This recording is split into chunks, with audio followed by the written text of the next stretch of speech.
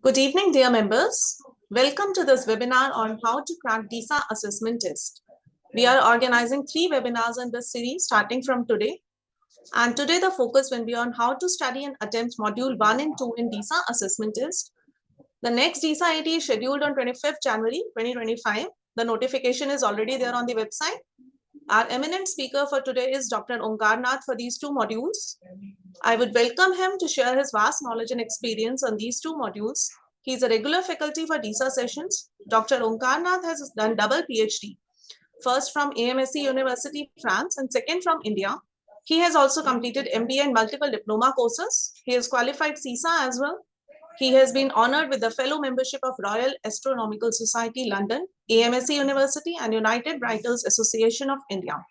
He has authored many books, recent being Preparing Graduates in Developing Countries, published by ITI Global USA.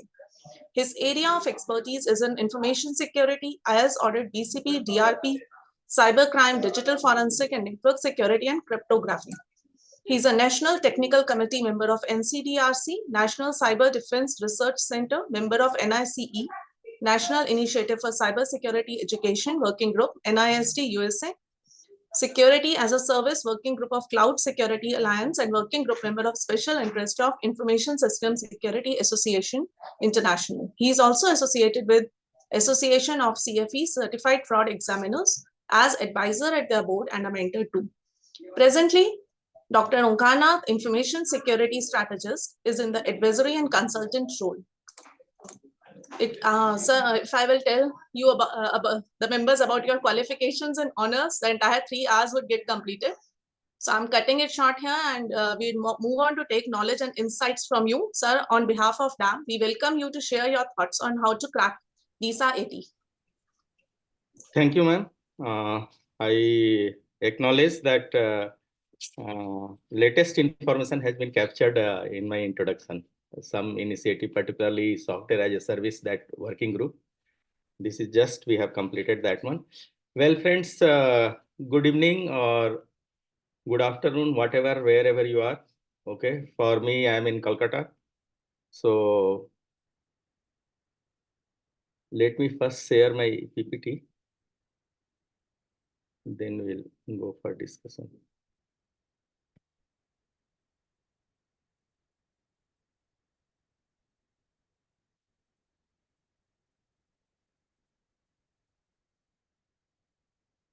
Okay, hope my PPT is visible. Yeah, what ma'am was talking about, that the summary is this. Okay, my association for this, particularly for this 2.5 decade, it is going with the 2 decades plus with the, more than that, with the institute. And we are, over a period of time, we are trying to improvise this DISA program so that maximum benefit can be taken by the members. In ISA 3.0, we are having the practical dimension of that. The examination which is conducted for this is objective type test, MCQ. Lightly, I used to tell that how to pass the AT exam is that if you are watching Kaun Banega Crorepati, then there you can see the double dip. And after that, you can toss, 4 options. So double dip, 2 will go and only 2 will be left out. So do the toss. Okay. Actually, seriously, we in practice also, we do that thing. Whatever the certification you are able to see on this screen, all I have written. Nothing is I have got already. So I have a good experience of writing the exam, and all exams, barring 1 or 2, all are like this. MCQs are there. Okay. So what is this? What I was telling lightly, that double dip and this toss. So if you will read the question stem carefully, say whole crux of business lies with the how we are going to read the question stem. Okay. Let me move the module 1. Okay, so that you can concentrate here. Otherwise, some people will read the slide. So, we are talking about that. Spend time to read the question stem. if you are able to understand the question stem, then easily you can eliminate 2. 3 also you can eliminate. Okay. Most of the time means 50% time I can tell if you have attended the DISA class in last 6 months, then you can, and 100% you have attended. Attended means physically and mentally both you are there, then you will be able to 50% cases, questions, or maybe more, you are able to eliminate 2 or 3 options. Okay, we'll do that one. 3 options, 50% plus cases. In 80% cases, you can eliminate 2. Okay, after that, whatever is left over, you have to understand that this question is from which domain, which topic. That will help you to eliminate the one. I am talking from the reverse side, the elimination side. But what should happen if you are having the concept clarity, then directly you will land at the right option. Whatever the right answer is there, you are going to land on that. Today we are discussing on this module 1 and module 2. At the end, after discussion, briefly I am going to discuss about some important topic, nothing like important in the MCQs, where the MCQ tests are there, nothing like important, but these are the concepts or the building blocks on the basis of that whole model has been created. So we are discussing, due to the paucity of time, we are going to discuss those topics. After that, we are having the question answer. There you will understand that I will also give the explanation of those answers, why it is not correct. Not only that, why it is correct, why it is not correct, that is also there. And at the end of that, this PPT I am going to share with the DAP, and maybe DAP will share with you. Okay, that may happen. I don't have any problem with the sharing of those questions bank with the participants. So that will help you to understand that when some your concept may go wrong, if clarity is not there, those things we are going to discuss in today's session. Okay, so first thing, few guidelines how to prepare for the AT exam, because it is the first session, so I am spending some time on that so that you can start preparation in that manner. Read the module. Module is a important thing. The questions are from that. From that means I am not telling that the questions which is given in the model is going to be asked. No, I am not telling that one. I am telling the concepts which is given in the model. From that, questions are going to be asked. If concept clarity is there, then it is not going to be a problem for you. So for that purpose, how you have to study this one? You take the module, take the notebook also along with that, and while reading you can understand that which topic you are having 100% clarity, which topic you do not have 100% clarity. If you will give one reading, believe me, your this model is going to be reduced to 25 to 30%. Nothing beyond that is going to be left out. So wherever your concept clarity is not there, those material will be only 25 to 30%, maybe less than that also. Get the clarity of those concepts, not from the blocks, from the origin. Okay, maybe you can raise that query to the forum from there also, or you can write this to the DAB, and maybe it will be provided to you. It will be referred to us and we are going to help out. Okay, if that type of scenario is going to be there. What will be the methodology, that I cannot tell you, that DAB has to decide, but we are there to help you. So get the concept clarity, and after that go for the question bank. In question bank also you try to understand that this particular stem belongs to which domain, which topic. And in IT only 3 risks is there. What is that 3 risks? Confidentiality, integrity, and availability. The question is based on that. When we are auditing, exactly what we are doing, when we are auditing, we are going to see the effectiveness of the control and efficiency of the control. So typically we are talking about the controls, and these controls are going to belong from these 3 risks only, CIA. So if you are going to see the question stem with this dimension, then it is going to help you a lot. It is going to be easy going. It is going to be easy going for you. Okay. So that is the how we are going to read this one. When you are doing the questions, not only you see how this question is correct, how this answer is correct, but also you see how other options are incorrect. sometimes what happens, certain old perceptions or the wrong perception which is there, or from somewhere not from the reliable sources earlier we have read or seen or you have learned. So that is going to occupy a space and going to lead us to the wrong answer. So when you will read why other options are incorrect, that is going to help you to build up the concept clarity with respect to a specific domain and a specific topic. Okay.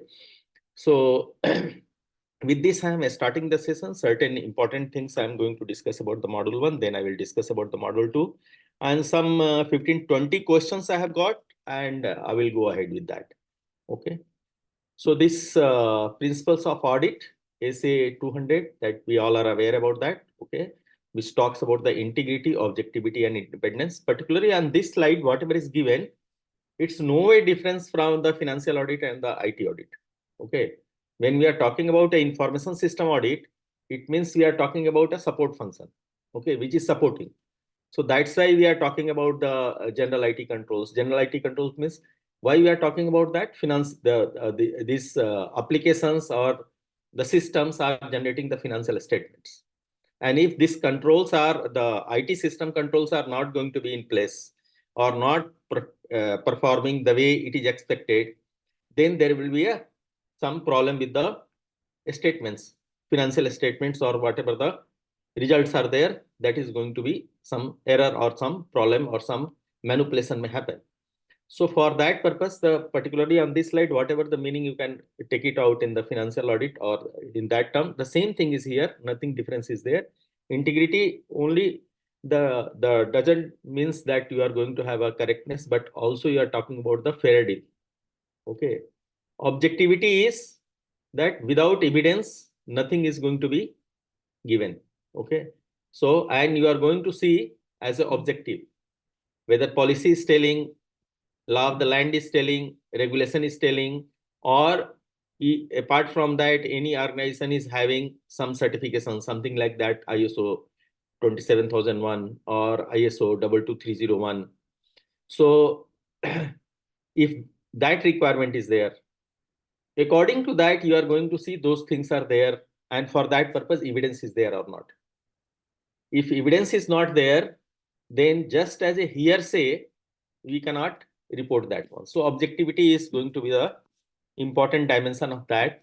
And independence means there is no conflict of interest. You are not going to be the auditor is not going to be the part of that business functions or the support function. Our job is of the oversight function, so that is going to be there. A skill, when you are writing DISA, so that is the requirement that certain skills should be there. DISA is also one of the skill. Like that, certain certifications are there. So during this certification process, our DISA certification process or any other certification process, we are going to acquire certain knowledge and we are going to learn certain skill. But how to use this knowledge and skill in the real life scenario when we or the real life enterprises when we go for the audit, that is known as a competence. Okay, application of knowledge and skill is the competence. So competency should also be there. That's why all these certifications, they talk about certain number of years of experience, then certification is going to be given. As a member of ICAI, you are already practicing, so that is going to be counted as a experience. So that's why competency is there. Okay. Work performed by others, will tell it is 620, SA 620. Say there could be scenario where we do not have the technical expertise, so we may help of someone, and that someone is going to be the technical expert. So technical expert means not auditor. So if you are taking help of the any third party or any technical expert, then the responsibility lies with us, not with the person, the third person who is our technical expert who is doing that one. 620 talks about that. Okay, there should be documentation of that, whatever evidence has been gathered or whatever the test results are there, all those should be the documented. Without documentation, the results are not going to be taken into the reporting. whatever accounting systems or whatever the systems are there where this business processes are running, there should be internal control for that. And when we are talking about the internal control, examples are the policies, standards, procedures, guidelines, baseline, and the other controls which is recommended for that implemented. Okay. Internal means from the enterprise. External means it's coming from the regulator, it's coming from the law of the land, and maybe the our if any enterprise is having some certain the business partner or sister concern or even the activities in another law of the land, another geography, so their regulation, their applicable laws, that is also going to be applicable on that. Audit conclusion is going to be arrived on the basis of evidence, and that must be objective and relevant. Okay, relevant means for that intervening period. Say if any testing is going to be done, okay, and the test results are telling that certain non-compliances are there. Uh, Testing is done during the course of audit. Can we take that test result as a reporting? No. The evidence should be there. This is telling that this type of non-compliances are there, but this non-compliances, this testing result, today's testing result is talking about the today's, not of that scope period. If it is a concurrent audit, fine, that can be covered, but the scope period is going to be of the past. So we have to find out the evidence of that. From where we are going to get those evidences? That we are getting from the logs or the activities or the periodical reports which is generated in due course of business. And depending upon the requirement, regulatory or legal requirement, or the organization requirement, or any other requirement, reporting is going to be made into the required format. Okay. Any audit which is going to be completed during the course of when any audit is going to be done, and if you are finding any non-compliances, and if those non-compliances are going to be taken care by the enterprise before closure of the final report, still it should appear into the final report, because report is today's report, but it is of that intervening period where those non-compliances were existing. So it must be figured out into the our report. Maybe there it is going to be marked that on this in the mark column that it has been complied. Okay. Again, this slide also, whatever the this audit risk we are talking in the financial audit also, the same risk is there, nothing beyond that. Okay. Inherent risk means it is having a natural association with the process. Okay. It's a built-in. It can't be the separate and without any control. No control implementation has taken place. So that is the inherent risk. Control risk means controls are there, but control will not able to resist within the specified time frame or whenever it is required. So control is there, control is present, but not performing the way it is expected. Okay. Detection risk leads to the auditor that auditor will not be or may not be able to detect it. Okay. There it comes the skill and competency and knowledge that comes into the picture, that is going to be a major factor. If objectivity is also not there, then or professional efficiency is not there, then that time also we are going to see that this detection risk is altogether. This three risk is known as a audit risk. Okay. In risk management, we are going to see the different risk. We'll see that one, but here we are talking about the IS audit, and there this three risk is there known as a audit risk.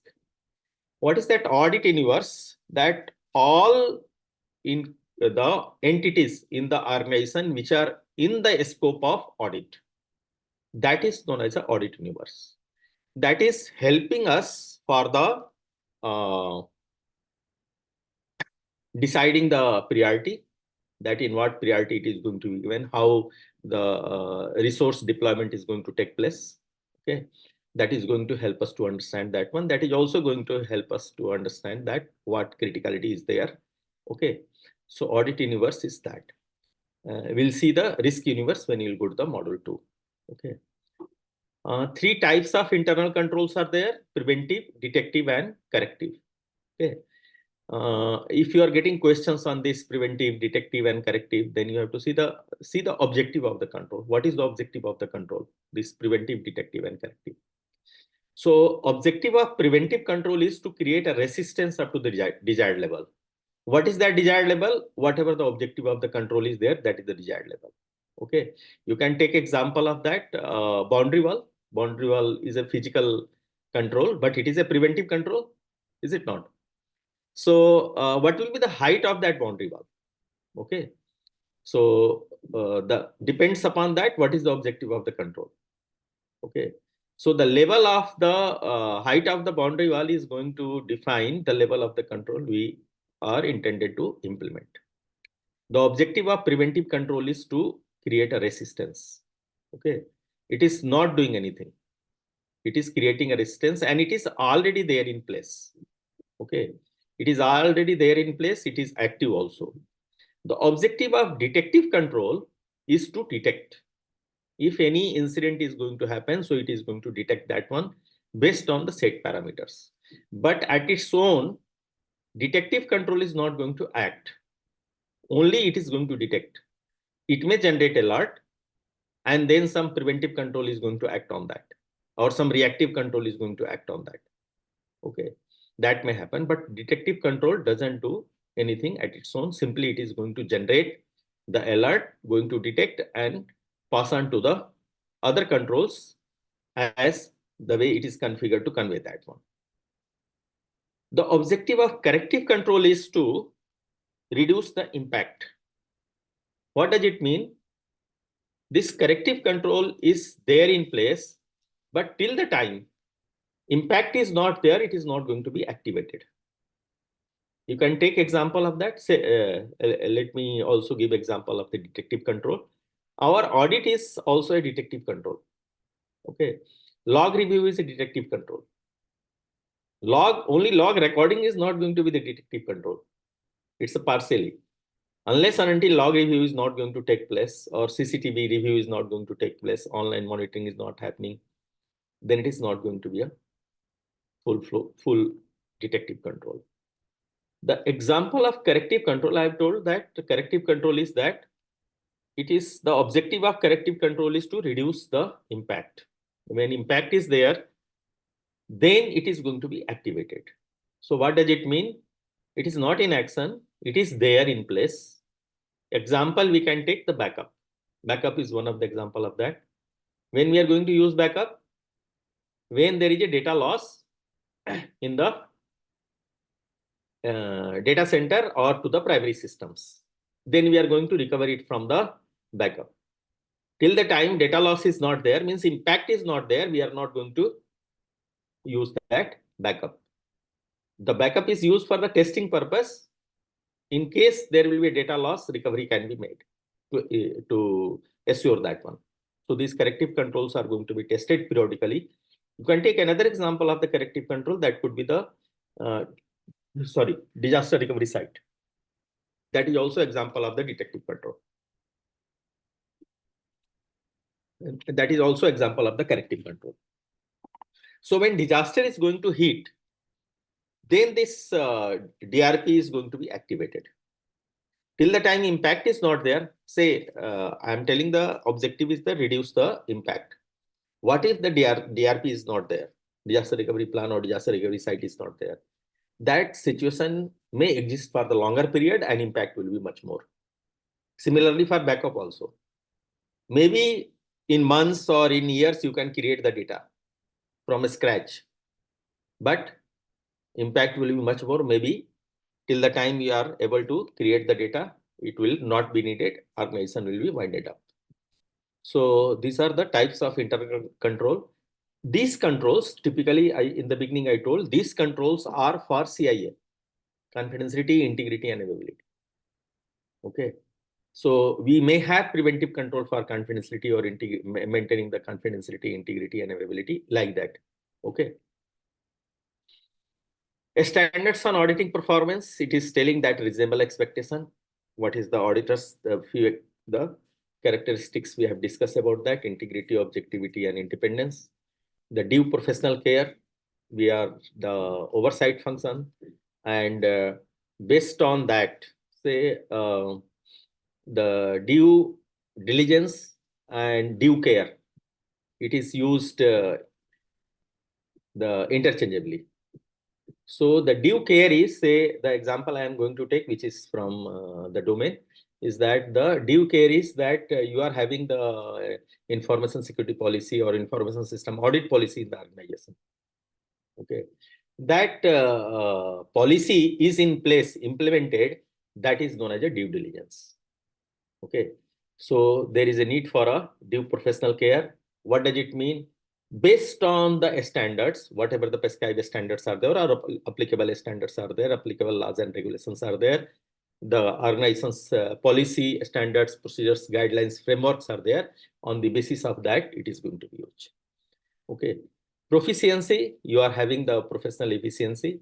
To do that one, you are having those skills, those knowledge, those competencies. Assertions means with available evidences or the testing, you are having arriving at a conclusion or belief that there is a truth about that, whatever the outcome is there. So your evidences or our evidences are telling that based on that, this is the truth. Okay, that is the assertion. Criteria, I told you that we are going to consider the standards or the good practices or best practices, you can tell. We are considering the applicable laws and regulations. That is going to tell us that what could be the parameter, what could be the criteria on which the this audit is going to be conducted. Okay, depending upon the different legal and regulatory requirement, criteria may be different. Okay. Now coming to the phases of audit, the three phases are there: planning, execution, and reporting. If you will see the standard on auditing, on the basis of that, our planning comes under the 315. Okay, 315 is talking about the planning. So how we are going to plan, what you are going to see, the few aspects is taken into consideration when planning is going to be done. That is as per the SA 315 also, which is there in our curriculum in the module. That is, you are going to see that what type of IS infrastructure there. You are also going to see that what type of applicable laws and regulations are there. What risk is there, IT risk is there in that domain. Okay, and what controls are there. According to that, the planning is going to be made, because maybe there could be a need for some technical expert for those, the execution of those or testing of those controls. So that is going to be there. After that, when planning is there, then after that the plan is going to be executed. Executed means the audit is going to be, performance is going to take place. Performance of audit is taking place. And in that, those parameters previously we have discussed, that is going to be taken into consideration. Objectivity is going to be taken into account. The evidences are going to be gathered. On the basis of that, and those evidences should be relevant of that prevailing period. Okay. That is, on the basis of that, you are going to arrive at the conclusion, and then the reporting is going to be made in the defined format or the criteria which is given in the audit scope or in the engagement letter. And after that also in the reporting, there is also provision of the follow-up, but it is not for the unlimited period. Certain period is going to be defined in the engagement letter, that up to that it is going to be done. The audit charter, the same. What is audit charter? We have studied. It is the same. It is going to be the constitution of the internal audit or the audit department or the audit function, which talks about the accountability and responsibility. Okay. On the basis of that, the whole audit function is going to work. Now, I was talking about the controls. Okay. When we are auditing, we are talking about the controls. We are testing about the controls. We are testing the objective of the control. We are testing the efficiency of the control. What could be the objective of the control? So that the objective of the control is that how much risk reduction is going to take place. Okay, from where we are getting controls? We are getting controls when we are going to treat the risk. Okay, we'll see that when we'll see the risk. Then there, discuss the model 2. Then there we are going to discuss that what risk response options are there and how the controls we are getting. But precisely for the time being here, the controls are there for the reducing the certain level of risk. If that control is going to reduce that level of the risk or is managing the risk up to that expected level, then it is known as the control is effective. Okay. And the second dimension is that the efficiency of the control, that is talking about that the optimum utilization of resources. So whatever resources are used, not only the financial resources, human resources also, or any other, you may have a contact with the third parties for managing that one or taking care of the operations of those controls. Just a minute.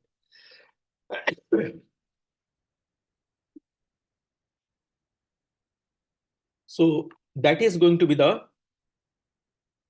taken into consideration as far as the resources are concerned, and the complete life cycle of resource utilization is going to be taken to see the efficiency of the control. Okay, so precisely the efficiency or the objective of the IS control is meeting the objective, and efficiency is with the optimum utilization of resources. So here for our purpose, there could be the fiduciary objective of the control, that certain laws and regulations they are talking about that such implementation should take place. For that purpose, the example is that when we are using online payment gateways are there, or aggregator is there, or banks, mobile banking, internet banking, this type of sites are there. So you will find that it is HTTPS. So what is this? This is a requirement of the regulator side, that if you want to do this business process, then for that purpose, this 1, 2, 3, 4, this control should be there. Okay. Reliability means whatever the controls are there, if you are going to capture this, do the testing and capture this data, monitoring data, KRI, KPI, KCI, which is not here. Okay, so from there we'll come to know that whether control is reliable or not. Okay, so in routine, how the control is behaving, that we are going to see from that. Compliance requirement with the applicable laws and regulations, I have told you. The quality, efficiency, effectiveness is there, that already I have discussed about that. Okay. The third thing which comes into picture is the security. The security is talking about the three dimensions. One is the confidentiality, second is the integrity, and third is the availability. The confidentiality is telling that the system data or information should be disclosed to the intended users.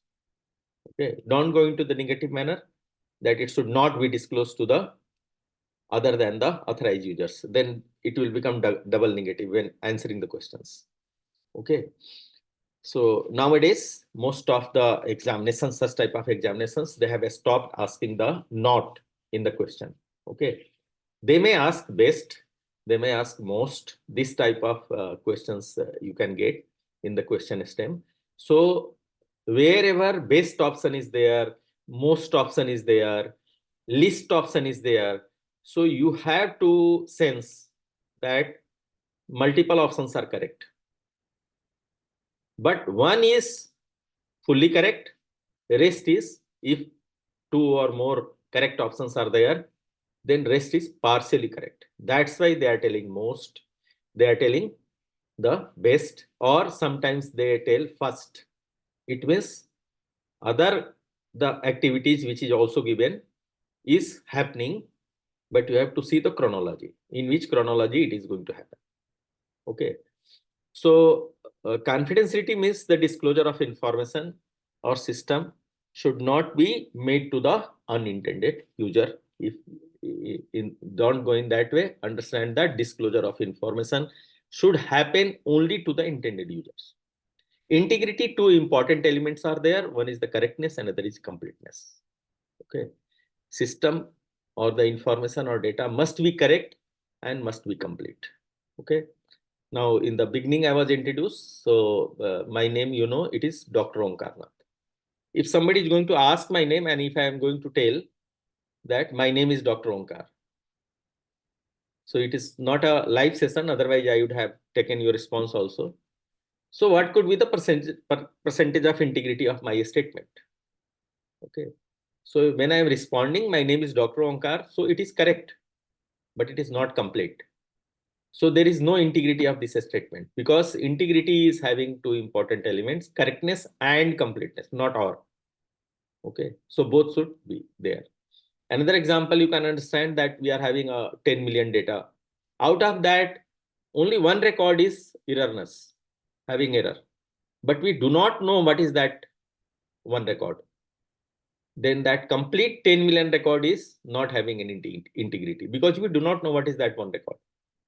Okay, when we find it out, we'll take out that record, then 100% integrity is there. So what does it mean? Integrity never lies in between 0 to 100. Either integrity is there or integrity is not there. Availability is talking about that and another is one more dimension of integrity is there, that the modification should be done to information data or systems by the authorized users and in an authorized manner. So if any modification is going to take place to the system, I'm not talking about the data, system, application system, it should pass through the change management. Any upgradation is going to take place, it should pass through the change management. Okay, complete process should be followed. Okay, the availability, the information system or data or services should be made available to the intended users when and wherever promised. If you have promised that this system should be made available to the intended users 24/7, then it should be made available 24/7. Okay. If any compromise is going to take place, if you are telling that across the globe it is going to be available, it should be available. Say across the globe means we are talking about the www. Okay, worldwide through internet is going to be made available. So availability should be there. Now, when we are talking about these three controls, confidentiality, integrity, and availability, either of these control is compromised. I'm using the word either. Either of these, the controls are compromised, then that system is known as a compromised system. Okay. If all these three controls are in place, then it is known as a secured system. Okay. So when we are talking about security, we are talking about these three dimensions: confidentiality, integrity, and availability with all. Same control is not going to be applicable for all three. Depends upon the state of the data, according to that and state of the process and service, the implementation of control is going to take place. Okay, that you will see into the module 5. ITF is talking about that, the information technology audit framework. This ITF is of ISACA. No, our DISA is the parallel to that CISA. Whatever the CISA qualification is there with ISACA, our qualification DISA is also like that. The almost 85 to 90% same syllabus we have got. Okay, the recent changes has taken place in CISA, the 2024 release. Some artificial intelligence and other things they have added. We are already using this one since 2021. Okay, so ITF is talking about, it is not the information technology audit framework, it is information technology assurance framework. Okay, so assurance is that they have got the three segments of these standards: general standard, performance standard, and reporting standard. This general standard is referred to our planning. Okay, different sections are there, different numbers are there. The general standard series starts with 1000 series. Okay, they used to tell 1000 series is the general standard. So the proficiency, so it is 1005, due care, so 1007, like that. Okay, so they are having the three series: general standard series, performance standard. Performance standard is a execution part of that. These start with the 1200 series. Okay, and third one is the reporting standard, that starts with the 1400 series. The same, the way we have discussed about the plan, execute, and report. Okay. Now, in the previous slide, I was talking about the testing of the controls. Okay. So compliance testing is going to take place. In compliance testing, what is going to take place? First thing we are going to see, whatever recommended controls are there, these controls are present or not. Okay. If it is present, the second dimension which is going to be seen is whether it is performing the way it is expected or not. Okay. So it should perform the way it is expected to perform. Okay. If it is designed or expected to disallow or allow only the authorized users with the right credential, user ID and password, then if it is behaving like that, then it is known as a compliance. Okay. It is in control, is complying. The substantive testing is talking about that, the end-to-end. Right from beginning to the complete process, all thread is going to be tested into that. And going to see that due to this, any ineffectiveness, is there any impact on the financial, the to the organization, any financial impact is going to take place. See how it could happen if the controllers, the IT controls are not behaving the way it is expected, or it is not the working the way it is expected, then what will happen? There could be some loophole into the system and or a backdoor into the system that could be exploited. And in that case, some malicious users or even the unauthorized users or authorized users may escalate the privilege and do some malicious activity or unauthorized activity. So that will lead to the organization to the financial impact that will happen. Okay, types of the this CAT, we are talking about the computer assisted audit techniques. Okay, this is the three division is there. First one is the general audit software. Okay, general audit software is particularly for the financial statement and financial system. It is going to be used. Okay, your idea is one of the example of that. Then we are having the specialized audit software. They are going to do a specific type of job. Okay, that could be for the any controls or say for risk assessment, IT risk assessment, if you are going to take help of some tools. So those type of the audit softwares are going to talk about the specialized audit software, or particularly for the specific job, that is the non-performing assets or the operating system controls. Okay, so that is going to be termed as the specialized audit software. Utility softwares are used for management of the system or optimizing the system. Okay, when we are doing the defragmentation, I don't know all of you have done or not, but what is that? The lot of icons, the graphical icons are there on the this desktop.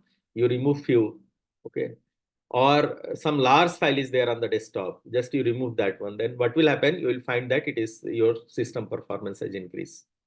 So some tool is working in the background that is known as a defragmentation tool. Through that we are, this is a utility software. Even the notepad into the Windows operating system is the utility software. Okay, the even edit is one of the that tool which is in Unix. EX, TED, text editor, like that. Okay, ED, editor itself, not enforcement directorate. All these are the examples of the utility softwares. Okay, coming to the last slide of the module 1, that is we are having the application control review in the specialized system.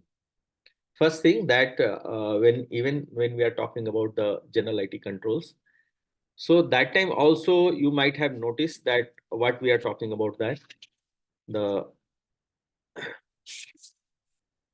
application is different from the other controls. No, in general IT controls, network is there, operating system is there, but application control is not there. Application control is discussed separately. Database control is there in the this general audit control. Okay, network control is there into the general audit control. So why application control separately considered? Reason being, application softwares are the application systems are the only system which are directly manipulating the data, and data is heart of the information system. Why we are having all these controls in place? You see why we are protecting the infrastructure, the physical infrastructure. The why we are protecting this one? Because our data center is hosted that. Okay. And our physical servers are hosted there, or the systems are there. Why we are protecting or putting control on the physical system? Because it is hosting the operating system. Why operating system protection? Because it hosts the application and database. Okay. And why we are putting controls to the application? Because it is manipulating the database. And then the process is going to be accomplished, the service delivery is taking place. So here we are talking about certain specialized system. These are not for the general processing. The way we have talked about the accounting system or financial system, like the ERP systems, we are not talking about that. We are talking about the some system which are developed for the specific type of job. Artificial intelligence. It is a not intelligence. It is artificial. We are having the intelligence. Human intelligence is a natural intelligence. Okay. So that's why it is not told natural intelligence, it is told intelligence. Now, artificial means how it is going to be developed. This artificial intelligence is going to be developed through some software and hardware, some tool is going to be used. So this tools we are using for the automation purpose also, for robotics process automation also, for processing also, for service delivery also. How it is artificial intelligence is going to be different from that. Okay. So artificial intelligence system is having ability to learn. Okay. So it is based on the algorithm. What is algorithm? Algorithm is that we are having the programs. What is the difference between program and algorithm? The all algorithms are program, but all programs are not algorithm. So mathematical formula converted into program is known as a algorithm. So that's why you might have heard about that. We used to talk about hashing algorithm. What is hash? Hash is the algorithm, mathematical formula. It is used that one. When you are signing the digital signature, signing any document through the digital certificate, exactly what you sign? You sign the hash value of the document. We are not signing the document with the digital certificate. We are signing the hash value of the document, and that hash value is generated through some hashing algorithm. So these artificial intelligence systems are having the algorithm, and these systems are given the learning. They are having ability to learn, and whatever learning is there, on the basis of that they are able to modify the algorithm itself. In normal processing, what happens? We know the GIGO, garbage in, garbage out. So their data and program is static. Okay, unless and until you are going to change that one, at its own it is not going to change. Output is changing. Okay, the artificial intelligence system, the program is changing, the algorithm is changing based on the learning. Okay, so what does it mean? If right learning is not given, or right amount of data, or right data is not given for the learning purpose, then what will happen? Say, if in this session, if I am going to talk about some rocket science, okay, or some other technology, which is no way relevant to the DISA, then what will happen? You will have a different learning, no, or may not have appropriate learning. So output will be different. So the whole learning of this artificial intelligence system depends upon that, what type of training has been given and how algorithm has been developed. You may have the bias for that. No, there could be a bias for that. There could be correctness also. So whatever the new systems we have got, say Chat GPT, no, most of you must have used that Chat GPT. We are also having the CA GPT. Okay, on the top of that Chat GPT framework, we are having the CA GPT. You must be using that one. Okay, so what is that? Based on your queries, it is going to learn and going to read for you, going to generate the some pattern or some result which is going to be useful for you. That is happening. How much correctness is there? All that depends upon that how much correctness of algorithm is there, and the data in the backend which is there, and what type of training has been given according to that. In general, 80% is the outer side. But some systems, say deepfakes, no, you will not be able to understand whether it is a genuine, the human video or the artificial intelligence character. Okay, so that is known as a Turing effect, Alan Turing, where you are not able to differentiate the output of artificial intelligence and human.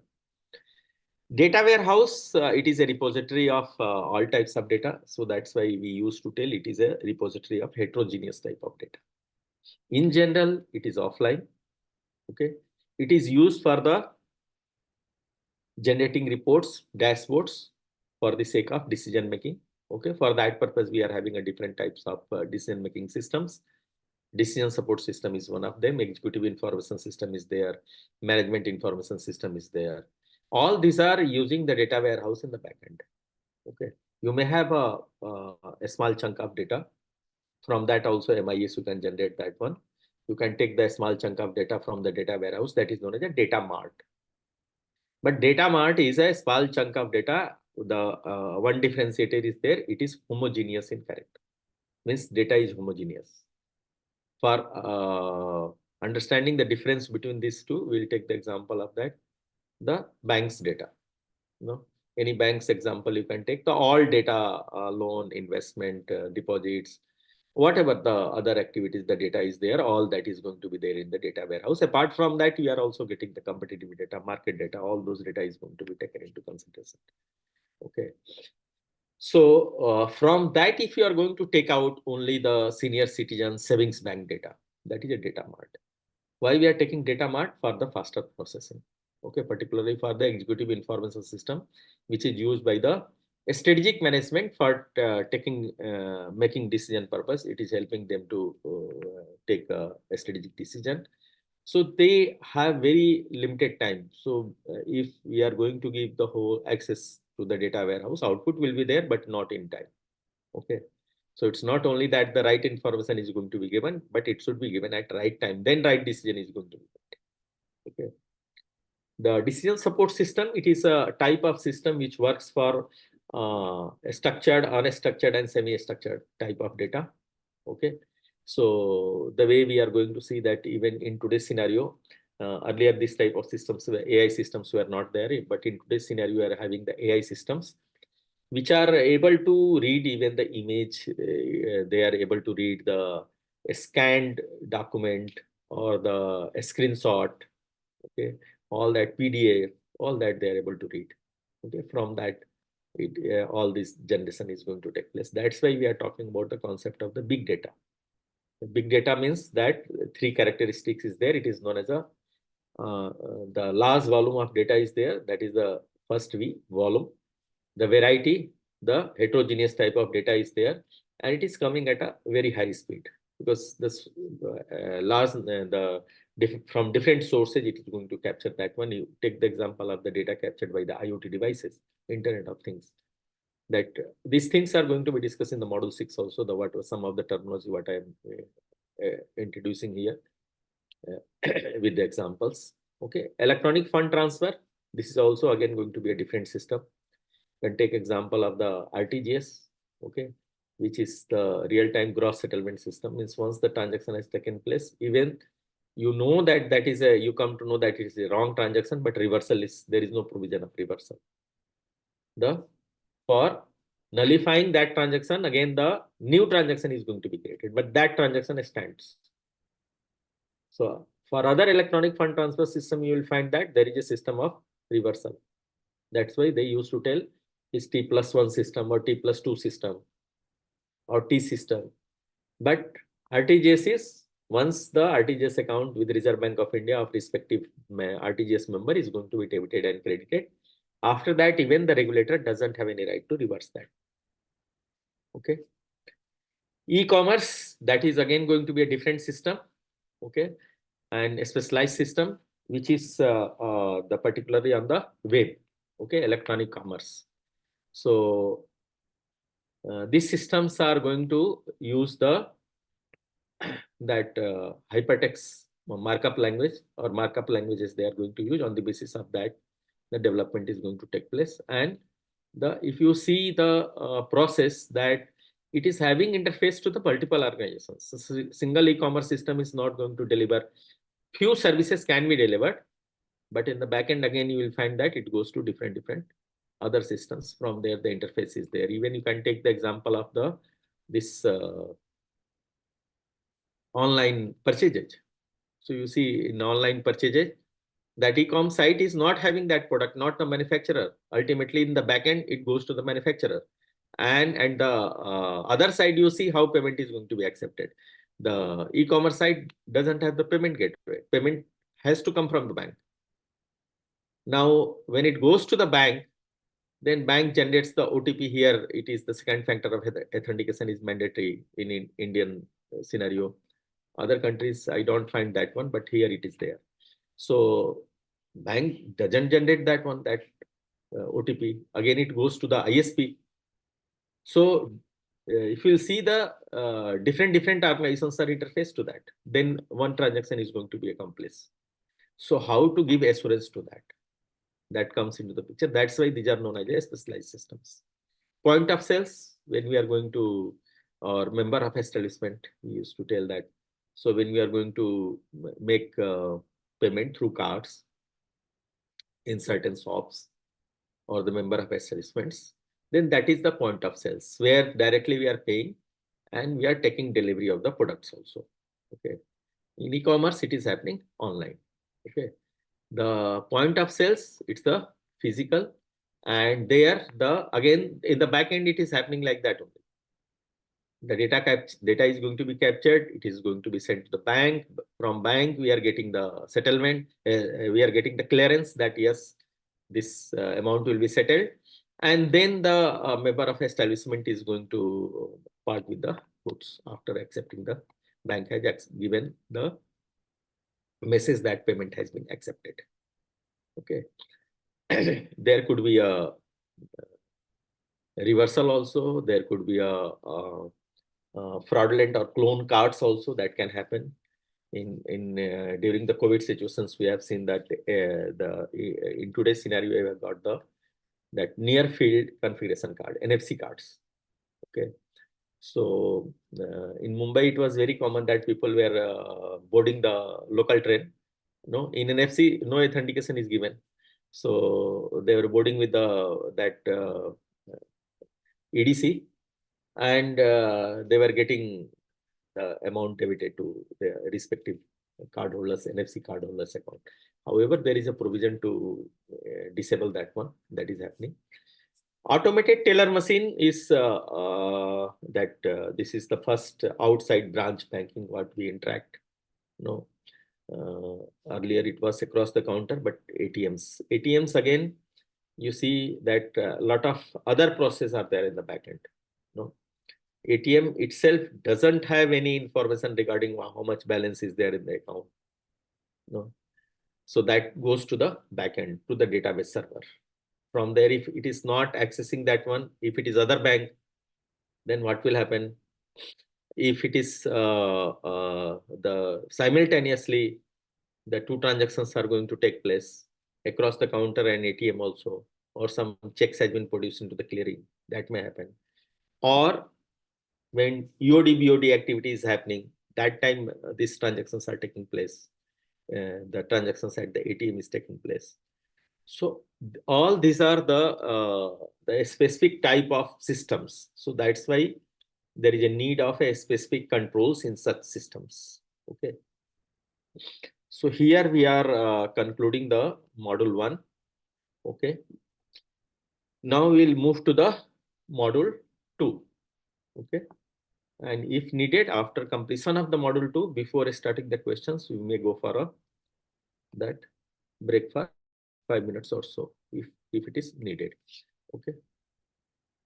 Now, what is this? Our module 2 is talking about the risk management and also of the BCP DRP. Okay. The first time we, for this COVID, 5 release, when the COVID 5 release was there. After that, we have got COVID 2019. Okay. In the COVID 5, first time they have differentiated the governance and management. Prior to that, whatever the COVID is a governance, risk and compliance framework, GRC framework or IT framework they used to tell for implementation of governance and management in the enterprises. Okay. So when we are talking about why we are talking about this framework, through this we are able to do the enterprise risk management. Okay. What is risk? Threat coupled with vulnerability is a risk. Do you have any control over the threat? No. We can't do anything with the threat. Threat is external thing. Okay. We are having control over the vulnerability. So that's what, to address any risk, we have to address vulnerability. How this address is going to be taking place, that we'll see when we'll discuss the risk response option or risk treatment options. But the one distinctive thing about the risk is that it is a future element or future component. Risk never exists in present tense, always in future tense. So the moment risk is going to materialize, then it becomes impact. Okay. Prior to that, the risk is known as a potential impact. If it is materializes, then it becomes impact, and then it is accounted to the profit and loss account. After that, it is not risk, it is impact. Till the time it is risk, it is known as a potential impact. Okay.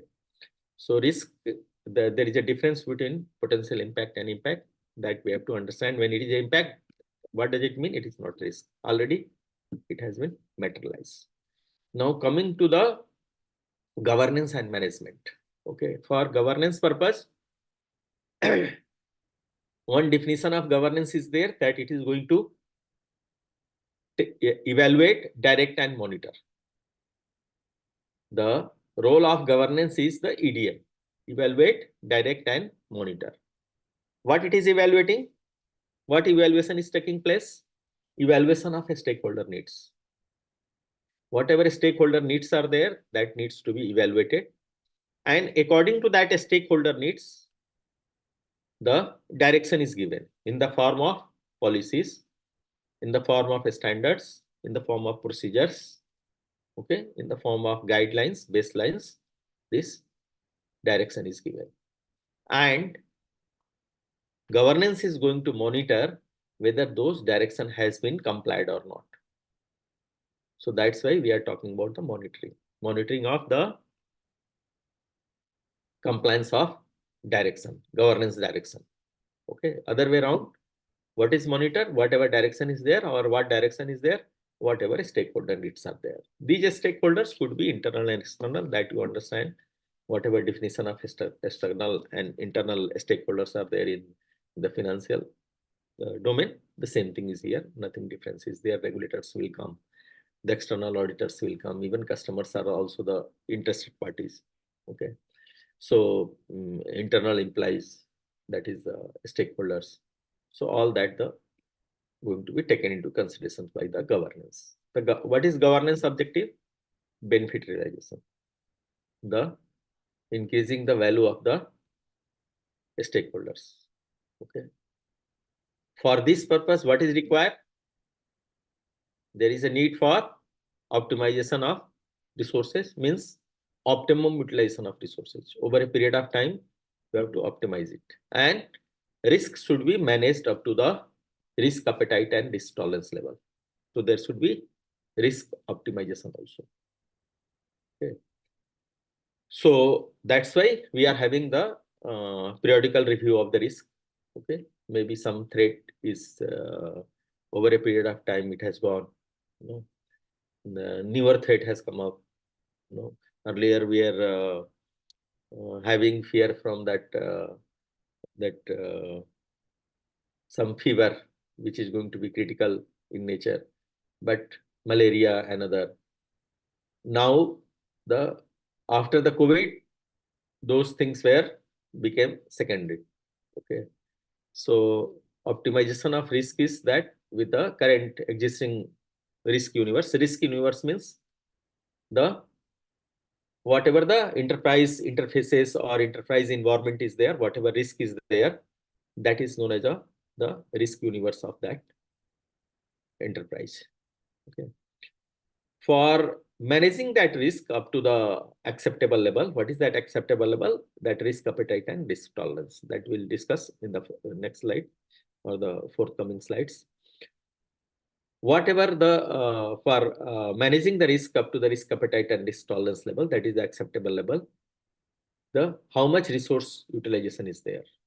Okay, little bit we'll discuss when we'll talk about the risk response options. For this purpose, there is these are the frameworks or standards. Not all are the framework. The COVID is a framework, okay, and ISO is the standard. What is difference between these standards and framework? Standards are mandates, okay, and across the organization you have to implement. If anything you have excluded, you have to justify it is not applicable to you. In framework, that is not happening. Framework, you can implement, you can select that in particular domain, this is going to be implemented and you can implement that one. Another thing is the framework is going to help you to implement. You can take example of the framework, the human body skeletal. No, eye is going to be here. Only in weird movies you will find that eye is here. Okay, no, it is there. The Lord Shiva is there where eye is here. No, so that, but that is only for him. So that is exception. Okay, so framework is going to help us also for the implementation purpose. That's why you see the in computer also you will find that even you have not studied the electronics, you can do the assembly job of the computers. The reason being there is no duplicate sockets. In the human body, a skeletal duplicate sockets are there, two eyes. No, left eye you can put it here, right eye you can put it here. Both are having the same function. Okay. The similarly for ear also, hand also. But if left is going to be the right hand side fixed, there will be a problem.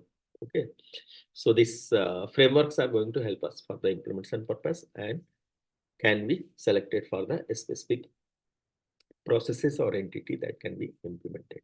Standards are mandated, and that's why when we are talking about the standards, we are getting the consistency across the enterprise. The ISO 27001 in our ISA 3.0, when we are writing, the latest one was the 2013. Now the latest one is 2022. But you are not going to be discuss in particular about the 27001, but you need to know that yes, what is the objective of this ISO 27001? This is a certification standard.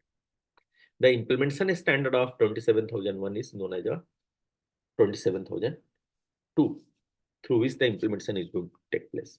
Means when we are going to work as consultant, that time you have to take ISO 27002.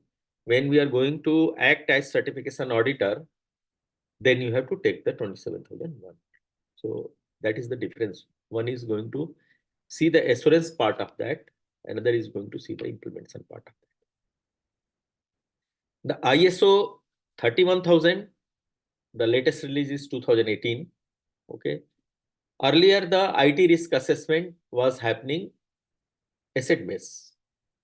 Now, this IT risk assessment is happening process based. Okay. So earlier we are assessing IT risk on the basis of cost of the asset. Now we are going to see impact on the process. If some interruption is there, if say right now, see the scenario, how this is going to be different. Say if the internet which is available here is going to have the interruption in between 4:30 to 7:30 when my session is going on, then it is going to be different impact. What if it was going to happen beyond after 7:30 or prior to that? No, different impact was there. I'm talking about just the internet connectivity. No, for God's sake, it should not happen. Otherwise, there will be interruption in this session. But just for understanding purpose, I have taken this example. So we are Right now, whatever the example we have taken, it is the process, how much impact will be there. So it's not only that me, but more than 600 people have joined this session. I don't know what is the number, but roughly the number is like that only. Okay. So everybody's, even though it is interruption for 2 minutes, so impact will not be of 2 minutes. Impact will be of 1200 minutes, because everybody's 2 minutes is lost. Okay. That is different between the asset-based risk assessment and the process-based risk assessment. So through process-based risk assessment, we are able to understand the real impact to the enterprise. And then we are going to understand that in real sense, if the risk is going to materialize, how much impact will be there. That's what 31,000 2018 is talking about, the process base. We will see little bit more detail in the forthcoming slides. 31,500 is talking about what I was talking about, the governance, IT governance. Okay. Our IT governance is, our IT risk governance is going to be the part of the enterprise IT risk governance. Okay. IT is one of the part of that. The other business risk is there, corporate is there, marketing, operations, all other risk is also there. IT risk is one of the risk. So we are that we are getting from the ISO 31000, 38, sorry, ISO 38,500. The latest release of ISO 38,500 is 2024. When we are writing that time, it was 2015. So maybe in the model you will find it is 2015, but you are not going to be questioned on that. Just for information purpose, I am telling. Okay. This is the complete risk management process. Okay. So first thing what is needed, that you have to establish the context. What could be the context? Example of the context is why you are doing this one. Is there any regulatory requirement? Is there any legal requirement? Is there any business partners requirement? Okay. And what is the objective of the risk management process? The macro objective of risk management process is to manage risk up to the risk appetite and risk tolerance level. So these figures, risk appetite and risk tolerance, we are getting at the establish the context level. Risk management policy, we are getting at the establish the context level. Adoption of standards or frameworks, we are getting at the level of context. Okay, there all these activities are going to take place. So when we are talking about establish the context, so there all these activities are going to take place. The policy is telling how periodical the compliance reporting should take place, how periodical review should take place. All those things are going to be defining. The how reporting will be done, what periodicity they are going to define, how reporting will be done, that will be the part of the procedures. Okay, procedures, you know that the policies are the senior management or top management statement, and implementation of policy is going to take place through procedures. So that's why you will find that every policy is having link to the procedure. Through that, the implementation of policy is going to take place. So this is establish the context. After establishing the context, is what we have discussed. We have discussed about that the applicable laws and regulations, standards, and whatever applicable is there, that is going to be taken into consideration. Policy is going to be given. Risk management policy is going to be given. The risk appetite and risk tolerance is defined. Well, here itself, I will define that what is this risk appetite and risk tolerance, because interchangeably it is used. Okay. So risk appetite is acceptable level of risk. Acceptable level of risk, enterprise as a whole. Okay, say 500 crore. They have given 500 crore. That is the risk appetite for the enterprise. Now, within that, different risk is there. So it will come down to the IT risk. And there we have got the risk appetite of IT risk is 200 crore. Now in IT, different functions are there, operations and other. The network is there, infrastructure is there. Okay, application is there. Even IT operations are also there. So for a specific function, different risk appetite will come. This way, it will go up to the individual risk level. Okay. So risk tolerance is deviation from the individual risk appetite, not enterprise as a whole. How this deviation will take place?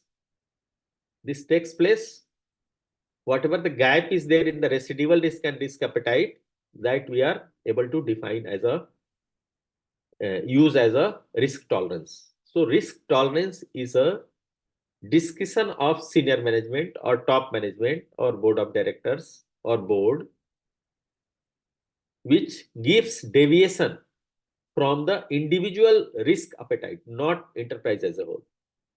Okay, that is the difference between risk appetite and risk tolerance. Now, in no circumstances, whatever the risk tolerances has been given for the different risks, so aggregated risk tolerance should not exceed the risk appetite. Okay. One more terminology is there, which is known as a risk capacity, which is much more than the risk appetite. What is that risk capacity? If in real terms, all risk, whatever we have identified or risk, it is going to materialize. So our nation should be able to withstand, with that much loss. So that's why it is kept beyond the risk appetite. Okay. So the objective of the risk management is to manage the risk up to the risk appetite and risk tolerance level. After that, we are doing the risk assessment activity. In risk assessment activity, 3 activities are there. 3 different processes are there. One is the risk identification, second one is the risk analysis, and third one is the risk evaluation. In risk identification, 5 elements are going to be identified. What are those 5 elements? The threat, vulnerability, asset on which this risk is there, okay, existing control, and exposure factor. That is also, you can tell, consequences. Okay, that is potential risk, potential impact. Okay, so here in risk identification, only identification is happening, nothing beyond that. So how we are going to identify it, that risk is there or not? These 5 elements we have identified. So in the beginning, I told what is risk. Risk is threat coupled with vulnerability. So here we have identified those 5 elements. So wherever threat coupled with vulnerability is going to cause risk. Okay. Wherever threat is coupled with vulnerability is going to cause risk. So we have identified risk. After identification of risk, what is the first activity? First activity which is done after identification of risk is assignment of ownership. In general, who is going to be the owner of the risk? The owner of the process on which risk is there is going to be owner of the risk. And in turn, he or she will be also the owner of the control. Okay, for that control which is implemented on that risk. So what does it mean? The process owner is the risk owner, and the risk owner is going to be the control owner. Okay, relevant control owner. So after identifying the risk, the first activity we have done that the assignment of the ownership. After that, ownership consent is going to be taken or is going to be part of the rest of the analysis, risk analysis and risk evaluation. Okay, what is risk analysis? Now we have come to know what risk is there. Where risk is there, that also we have seen. So we are going to see the impact. That is known as a business impact analysis. And if you recall, few minutes back, I have given example of that interruption of the internet connectivity or Wi-Fi connectivity here. Okay. So we are going to see how much impact will be there on the business. And through that, also we are going to understand what is the criticality of the risk. So criticality of risk depends upon the criticality of the business process or the process. Okay. You can take example of for understanding the criticality. Why we try to understand criticality? Because if tomorrow something goes wrong, some disaster is going to hit the data center, then recovery is going to be made in that priority. Recovery of the processes or business processes are going to take in the priority of the criticality of the business process. You can understand this by taking the example of the human body. How many systems are there in the human body? The greatest question is whether we are owner of this human body or we are the tenant. No, I am the tenant of the human body. I am not owner. Anyway, whether you are tenant or owner, we should know that how many systems are there or which system is most critical. No? So you can think of that at your end, which system is going to be more critical. But from here, the most critical system is the respiratory system.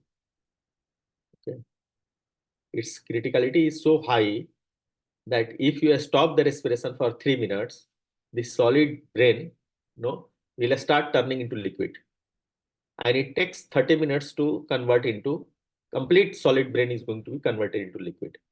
So that's why those who have opted for the organ donation, they are knowing the condition is that organ donation will take place when doctor is going to give certificate of the brain dead. What is that brain dead case? When they are going to see patient is dead, they wait for the half an hour, complete brain turns into liquid, and then they give the certificate of brain dead. Then organ donation takes place. Okay. So what does it mean? It is a irreversible process. After that, patient cannot be recovered. So that's why they are giving this certificate that now you can go ahead for the organ donation. So other systems are also there. No, our nervous system is there. No, digestive system is there. Lot of other systems are there. Somewhere in some anatomy book you will find 9 systems are there. Some anatomy book you will find 11 systems are there. Whatever. But they are having the different criticality. Without food, even without with the malfunctioning of the digestive system or nervous system also you can exist. But if respiratory system doesn't work, then we are knowing only 2 stages are there. One is the brain dead stage, another is the coma. In coma, someone else is some machine is going to take the breath. So this way we are going to understand the criticality. Okay, a little bit more I have elaborated the example, but you can map this into the real life scenario to understand the criticality. Okay, and according to that, after that, whatever impact is there on that business process of that identified risk, we are going to in the third process risk evaluation, we are going to map it to the 2 benchmark parameters what we have got from the context, the risk appetite and risk tolerance. That is going to tell whether risk is beyond risk appetite or not. If it is so, then we have to treat the risk or respond the risk. Okay. So one more information for the risk analysis that here I have already told. The BIA is happening, business impact analysis is happening at the risk analysis level. And comparison with the or mapping with the benchmark parameters, risk appetite and risk tolerance, which is happening at the risk evaluation level. Okay. Now, after that, we are going for the risk response. What could be the risk response? There are 4 risk response options. Okay. What are those risk response options? Avoid, transfer, mitigate, and accept. In summary, I used to call it Atma. Avoid, transfer, mitigate, and accept. Now, what is avoidance? Avoidance is going out of that environment. If our data center is at the coastal region, there is a threat to tsunami. So if you want to avoid that, then you go to the non-coastal region. Okay. So that is avoidance, going out of that environment. What could be the reason for that? The reason could be we do not have the control for that. Okay. Do you have any control for tsunami? Japan, they are roughly 700 plus kilometers. They are building the wall, 9 feet wall. Know how much it will be effective? That is different thing. But certain level of risk will be mitigated because last time this year itself when tsunami was there, they were having impact on one of the atomic reactor. Okay.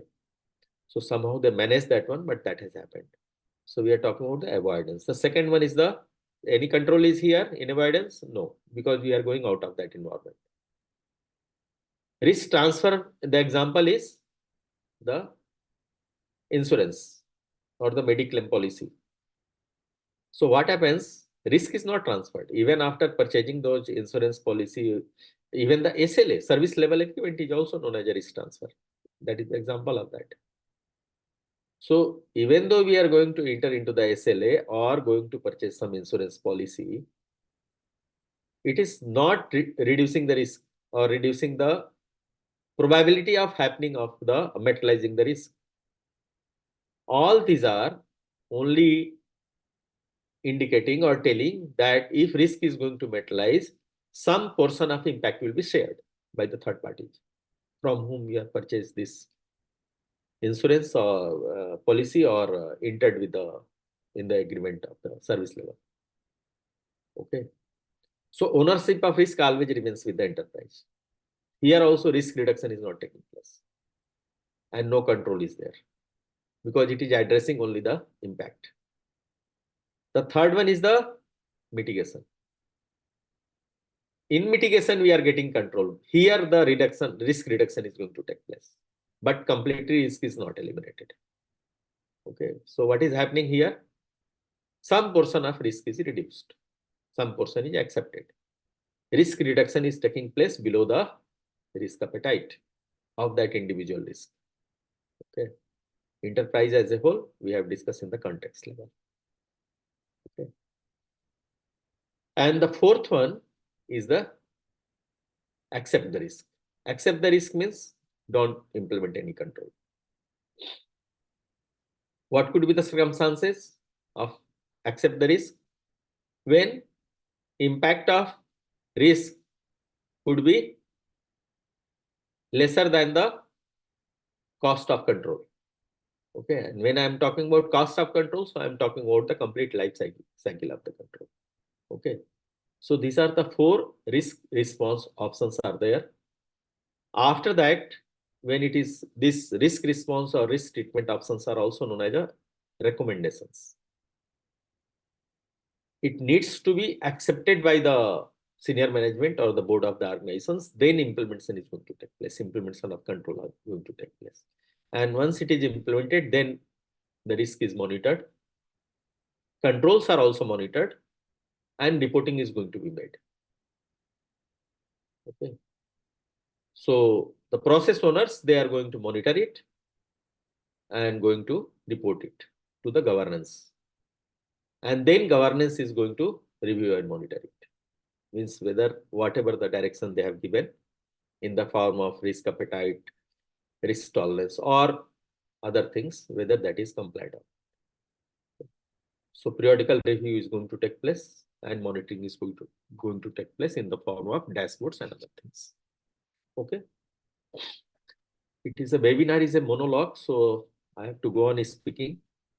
Otherwise, I could have invited the questions also, but it is happening this way. Okay. Now coming to the types of risk. So few I have already explained. Risk appetite I have explained. Risk tolerance I have explained. Okay. Risk capacity I have explained. Okay. Now what is left out is the inherent risk. Inherent risk, you remember in the module 1, I have explained that one. The inherent risk is having natural association to the asset or to the process. For our understanding purpose, the example is default user ID and password. When you are going to purchase the Windows operating system, then you are having two default users. One is administrator and second one is the guest. The guest is by default having the disabled and administrator is enabled, but by default password is also administrator. User ID is administrator, password is also administrator. Okay. So this is inherent risk. If you are going to change it, what does it mean? You have implemented the control. You have changed the password, you have implemented the control. You change the user ID also in lieu of administrator. You put some name or some other thing. Otherwise, what will happen? You will become victim of the SQL injection attack. That could happen. Okay. What is current risk? If you are going to implement any risk, any control, just a minute. If you are going to implement any control, then it becomes current risk. Means when we are implementing any control, certain level of risk is reduced. If no control is there, current risk and inherent risk is going to be same. So when we are talking about current risk, we are talking about existing control. No control, inherent risk. Existing control, when we are going to take into account of existing control, then it is a current risk. Now, when we have done this risk evaluation and risk treatment, then implementation is going to take place of the controls, whatever we are recommended or accepted in the risk mitigation. But all are not going to implement in the same time frame. It's a schedule in a different time frame. Okay. So if you are going to take into account the existing control and proposed controls also, then it becomes the residual risk. Okay. If no proposed control is there or no control is pending for implementation, then residual risk and current risk will be same because all will be the existing controls. And if no control is there, inherent risk, current risk, and residual risk all will be same. Okay, I hope this gives you the clarity. Okay, so this is all about the different types of risk. This is six type of risk we have got: inherent, current, risk appetite, risk tolerance, residual risk, and risk capacity. This I have already explained, if you remember. Okay. We are having the risk response option, avoidance. Here I am going to tell what could be the parameter for the treating the risk with this. So avoidance, the parameter is that the first thing is that the control is not available at all. I give an example of tsunami. The second parameter could be the cost of control is more than return from that business process. Whatever business process we are adopting or is there, the return from that is going to be lesser than the cost of the control. So better you don't go ahead with that. The risk transfer, the parameter is that there is a very remote possibility of happening or materializing of that risk. But if it is going to happen, it will be catastrophic. Then the risk transfer is going to be taken into consideration. In mitigation, our current risk is more than the risk appetite. So we have to bring it down by implementing the controls to the below the risk appetite, and that is known as a residual risk, whatever proposed control and existing control is there. Together, how much risk reduction is going to be there, whatever the level is, risk is reduced, that is known as a residual risk. The acceptance, the parameter is that, and another one more parameter is there for the mitigation. Even though current risk is not above the risk appetite, but there could be regulatory or legal requirement or other law of the land business partners, their requirement could be there, sister concern requirement could be there. There also you have to go for the mitigation. Okay. The acceptance is that cost of the control is going to be more than the impact. Okay, so that is difference between avoidance and acceptance. In avoidance, we are talking about return of the business process. Here we are talking about the impact of risk. Okay, so the where we are having control only in the mitigation. Okay, rest nowhere we are having any control. So the moment we are talking about the control, even while answering, you can see the question in question stem. If they are talking about the control, what does it mean? They are talking about the risk response mitigation option. Okay. When they are talking about the third party, it is about the risk transfer. Okay. Going out of that environment is avoidance. Okay. As is, where is the example of the acceptance. Okay. These are the components of the governance system. What is that component?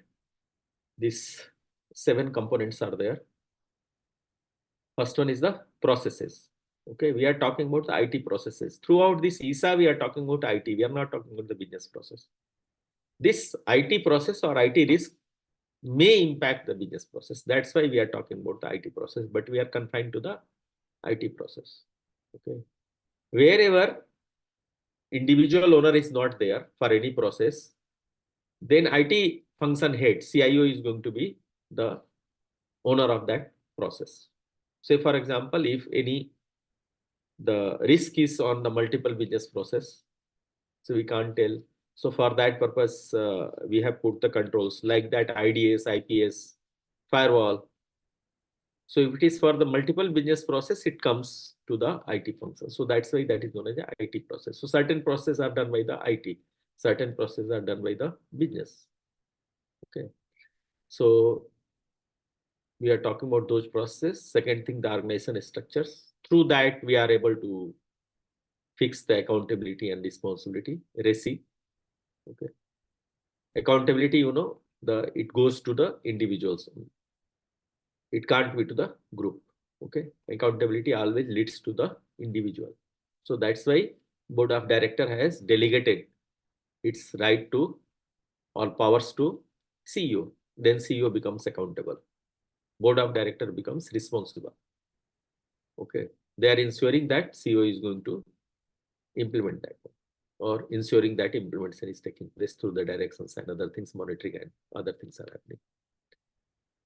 Principles, policies and procedures. Policy and procedures, I have explained about that. Principles, set of rules. On the basis of that, all this development is going to take place. Okay. Or on the basis of that, the behavior is going to be set. So that is known as the principles or guiding principles. Okay. Information about this complete system. Culture, ethics and behavior. Okay. Culture is the sum total of the organization's behavior. Ethics comes from the top, the tone of the top, that is the said by the top. People, skill and competencies. Skill and competencies, I have talked about that. People, the human resources, okay, required. System administrator job cannot be done by the DBA. Okay. Services, infrastructure and applications. Maybe in today's scenario, it is becoming concerned the third party risk management. Okay, TPRM. The regulator has given the almost all regulators, they are talking about that. Okay, and they are much more concerned about that how this TPRM is going to be taken into consideration. So we are talking about these services, infrastructure and applications. These are the 7 components of the governance system. It is defined into COVID 2019. Okay. Now coming to the performance measurement. Okay, how performance is going to be measured. Okay, and why there is need for measuring the performance. If you are not measuring the performance, we'll never come to know whether we are achieving our goal or not, or the organization's goal has been, enterprise goal has been achieved or not. Okay, so how performance measurement is going to take place? So for that purpose, we have to monitor the processes. Okay, so if you'll see from the bottom, then you will find that through different activities, we are accomplishing the processes. Okay, through multiple processes, we are going to achieve the objective, and by achieving multiple objectives, we are able to achieve the goal of the enterprise and in turn the mission and vision of the enterprise. So we have to monitor those processes through which, and for process monitoring the processes, we have to see that what are the parameters going to be taken consideration, how reporting is going to be done, what compliance requirements are there. Okay, so enterprise goal category could be the strategic. What is the macro objective of the strategic management or the governance is the increasing the stakeholders value. But over and above, one more thing is there, that is that the existence of organization in perpetual terms. It should not happen that some risk is going to hit. So that's why there is a need to manage the risk up to the risk appetite and risk tolerance level.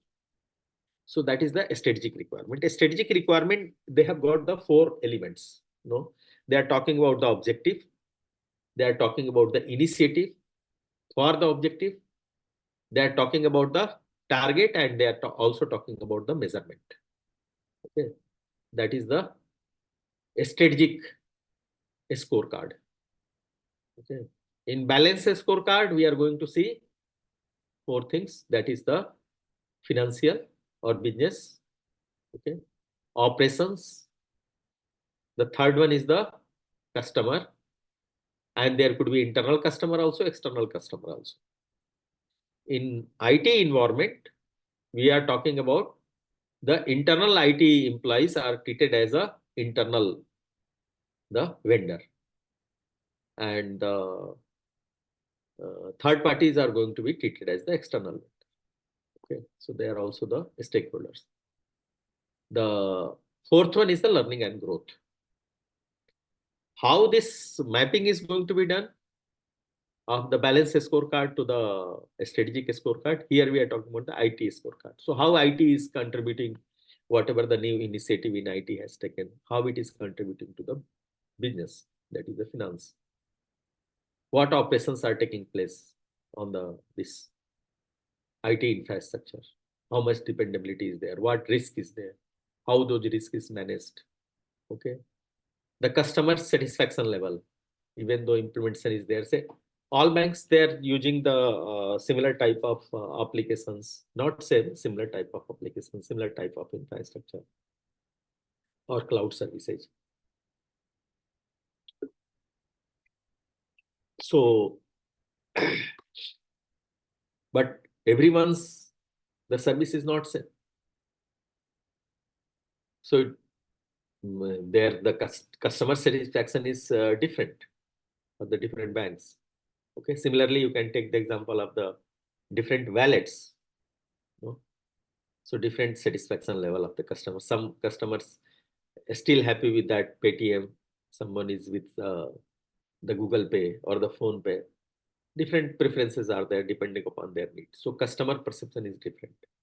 Okay, and on the basis of the feedback, the learning and growth is going to take place. Training is going to be given, not only to the employees, but also to the customers, how to use that one. So different guidelines are going to be used safely using that one. In today's scenario, a lot of the cyber attacks are taking place. No, this never cyber attacks, it is not part of the curriculum, but we should be aware about those things. Okay. So for understanding that whatever the strategic goal is there, whether it is achieved or not, operational goals are achieved or not, reportings are made within that scheduled time and stipulated time frame, and compliance of applicable laws and regulations and standards and frameworks is happening or not. For that purpose, we are having balanced scorecard and strategic scorecard. Other these cards are, other parameters are also there, and monitoring parameters are also there, indicators are also there, like the key control indicators, key risk indicators, key performance indicators, key goal indicators. Okay. So this is all about the risk, enterprise risk management. Now coming to the business continuity. Okay. Now business continuity is BCP, business continuity planning and disaster recovery planning. These are the two different plans. Okay. In general, we are going to use it interchangeably, but there's a difference to that. Disaster recovery plan is subset of business continuity plan. Okay, I'm repeating. The disaster recovery plan is subset of the business continuity plan. Okay. When we are referring to the disaster recovery plan, it means we are telling recovering the business processes during the disaster time through IT means, because primarily our business processes are taking place through IT means at the data center. Through some alternate means, manual or otherwise alternate means also it can take place. That will not be part of the DRP. That will be part of the business continuity plan. So disaster recovery plan is annexed to business continuity plan. Both are for the disaster only. What is disaster? What is incident? That any activity which is happening known as an event. Okay. Any event having potential to impact is known as a incident. Series of incident is crisis and series of crisis is disaster. Okay. So different phases they have told. The crisis phase. Okay. There the first thing is the crisis phase means series of incidents have taken place. The crisis phase is going to take the action that whether evaluation is going to take place when activation of disaster recovery plan is going to take. Then announcement needs to be made. First, you have to declare the disaster, then activation of plan will take place. Okay, any disaster is going to happen. Till the time declaration of disaster is not there, activation of disaster recovery plan is not going to take place. And during the disaster phase, there could be need of emergency response services, particularly for saving human life. That is the first preference to do that one. Okay. Saving the human life is going to be of the paramount importance because there is no replacement of that asset. So that's why you see the containment area declaration started. Okay. Lockdown. No. Always prior to that, we have seen the hanging lock. The first time during COVID situation, lightly we have seen the lockdown. Okay. So that type of situation. So those activities are also going to be taken into consideration. Command, the centers are going to be established. Okay. During the recovery phase means we are recovering from the alternative plans or the contingency plans. Through that, we are going to recover it. So disaster has hit. We cannot continue our business process from the primary site. So we go to the secondary site. Or maybe we are having some SLA or some agreement with the third party. From there, recovery is going to take place. And post disaster, there is need to bring back business to normal. What does it mean? That bringing running business services back from the primary site. Okay. So when we go to the recovery phase, the most critical business process is going to be recovered first. Remember, I have given example of the respiratory system. In case of restoration phase, the least critical business process is going to be restored first. Reason being, primary site is a disaster hit. If you are going to bring the most critical first, and if it is not going to function properly, then another impact will start. Okay, again, we have to go back to those recovery sites and recover the business processes.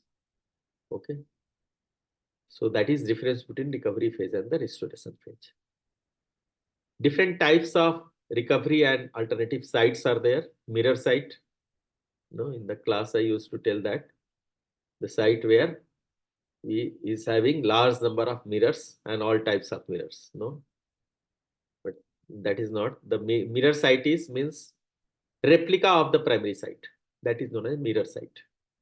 Okay, whatever the setup or arrangement we have got the primary site, the same setup and arrangement is going to be there at the alternate site. That is known as a mirror site. What does it mean? Creating a one more organization. Means as far as the IT infrastructure is concerned. Can we do? All depends upon the criticality. So there are the setups where this is happening. The replica is there. The mirror is there. In case of RTGS, 3 sites are there, including the primary site. That is the mirror site, where this arrangement, particularly for the RTGS system, it is there. The CLS bank on the globe, it is also there. They have got the 2 alternate sites. All are the mirror sites. The CLS bank is the continuous link settlement that happens for the multi-currency settlement, like a clearing, but it is a multi-currency settlement. One is in New York, second one is the London, and third one is Tokyo. Hot site, in general, it is outsourced.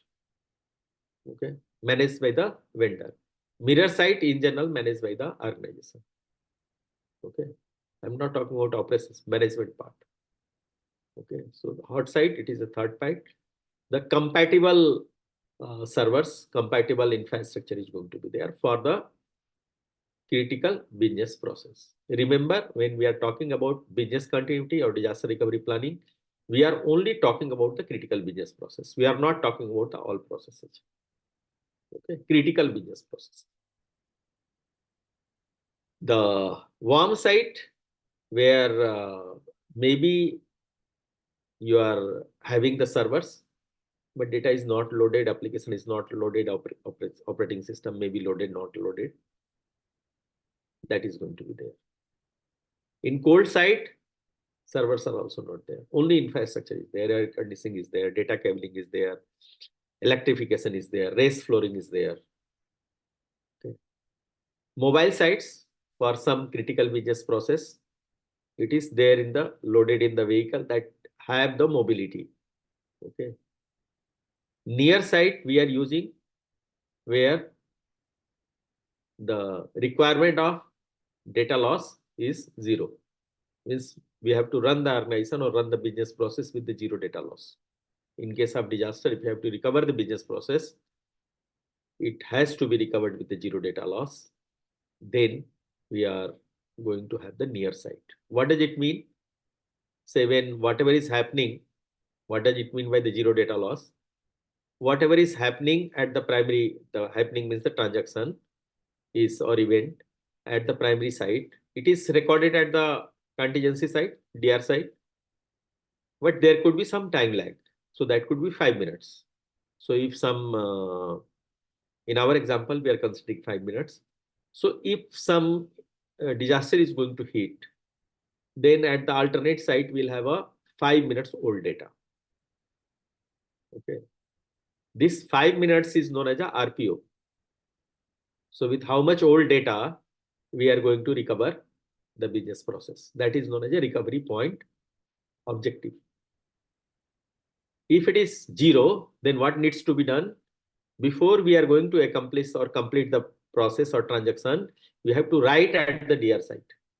In general, the DR site or alternate site, contingency site is 100 to 150 kilometer away. So this, how to manage this? So for that purpose, the third site is going to be created. That is known as a near site. And that site is going to be at a 5 to 10 kilometer from the primary data center. Okay. So only the transaction logs are going to be written at the near site. Database is not updated. So in case of disaster, we have a 0 data loss. We are having transaction.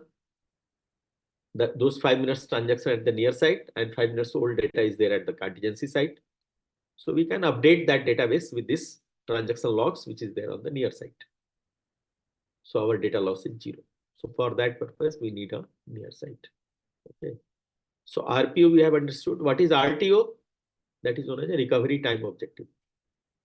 Recovery time objective means if disaster is going to hit the primary site, within how much time the recovery of critical business process should take place. So all critical business, all processes are not at the same criticality. Again, I am coming back to the example. Why that time I have elaborated, I am going to tell you now. The respiratory system. So if anything goes wrong, first respiration is going to be recovered. But simultaneously, the blood is not going to be infused to the body, or the food or other things are not going to be given.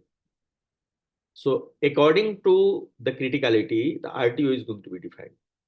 So RTO and RPO both are not enterprise specific. They are critical business process specific. So the most critical business process RTO is say 4 hours.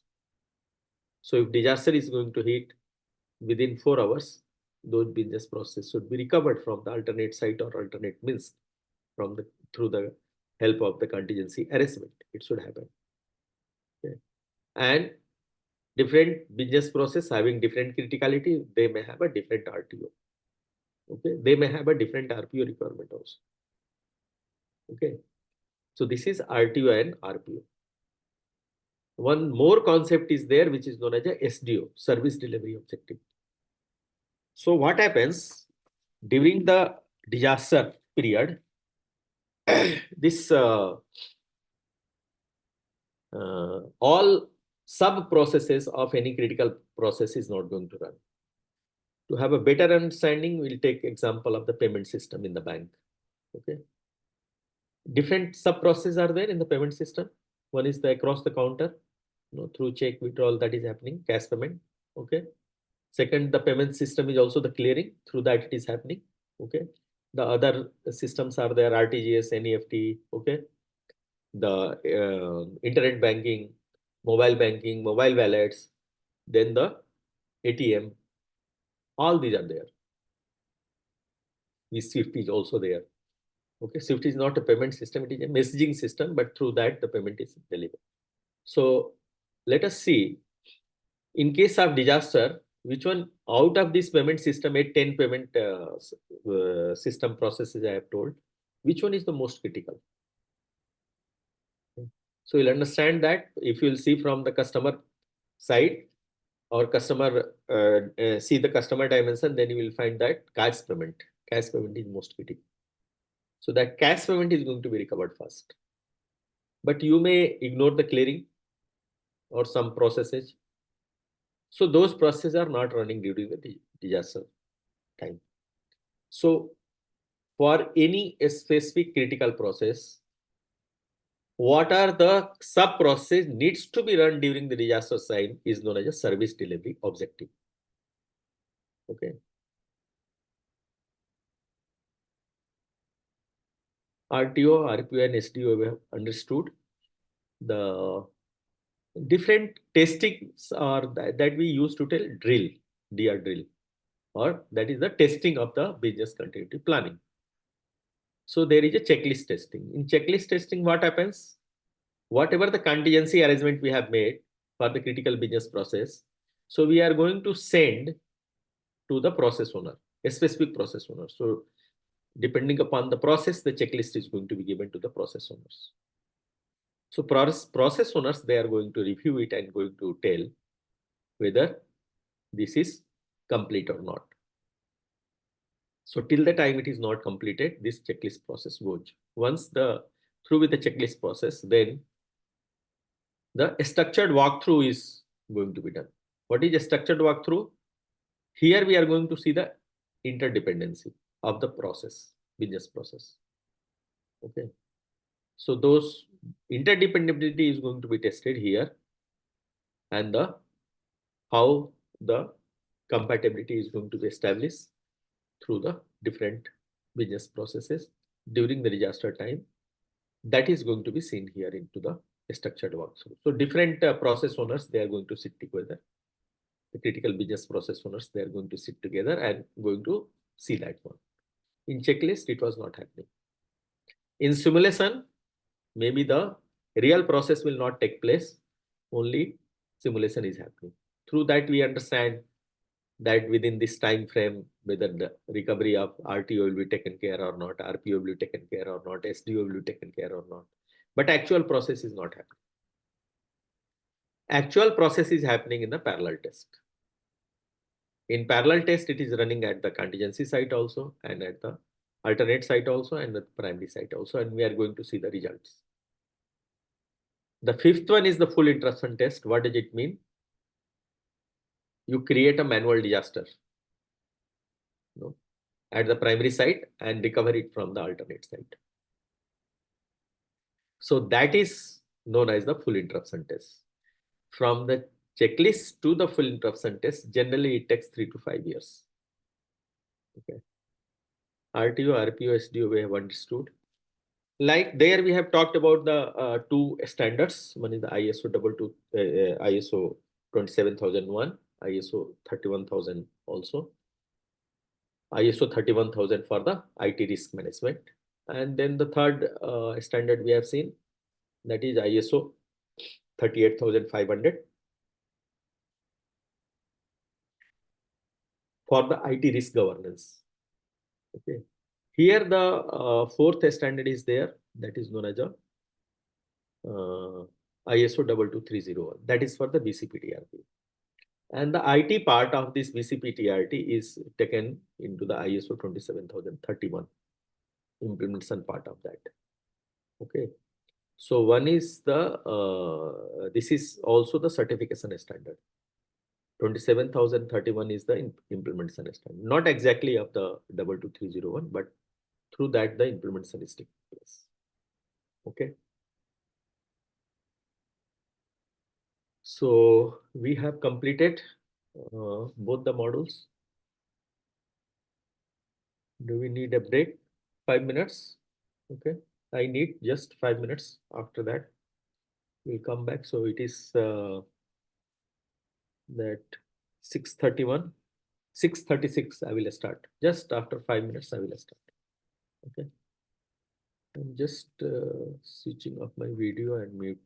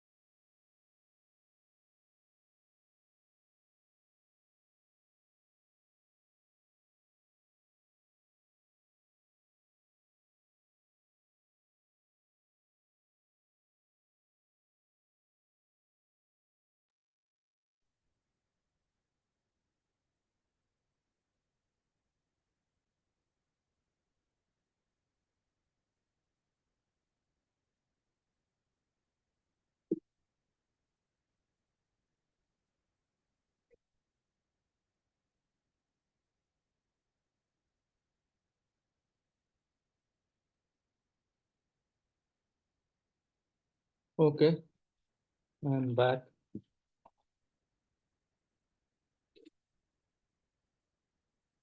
And now we'll see few questions. Okay, few questions means with reference to module 1 and 2.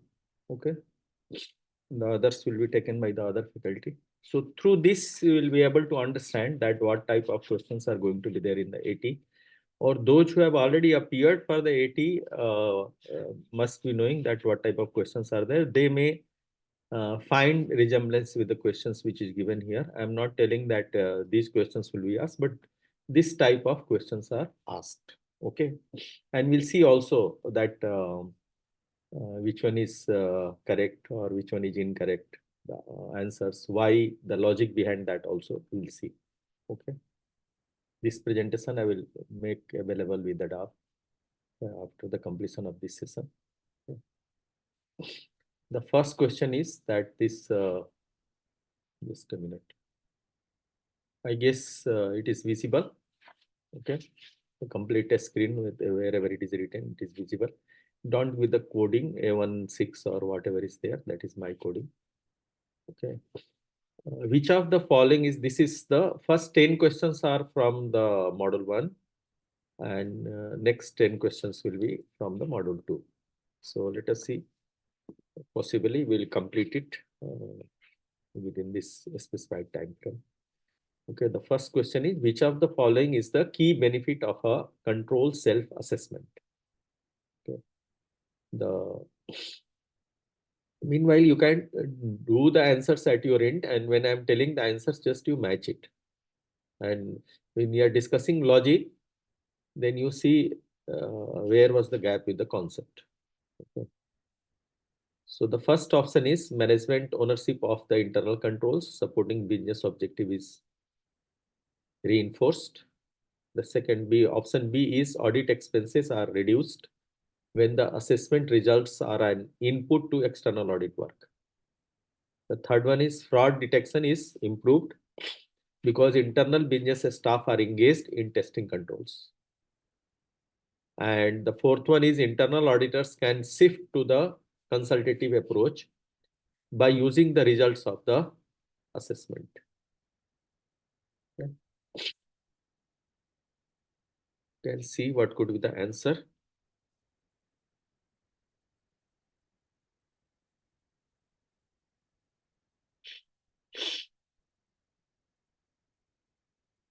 Okay. Now the answer is A. Okay, this is the management ownership of the internal control supporting business objective is reinforced. You come to know through that one. What is the logic behind that? The logic is given for the A, how it is correct, the justification, rather will tell.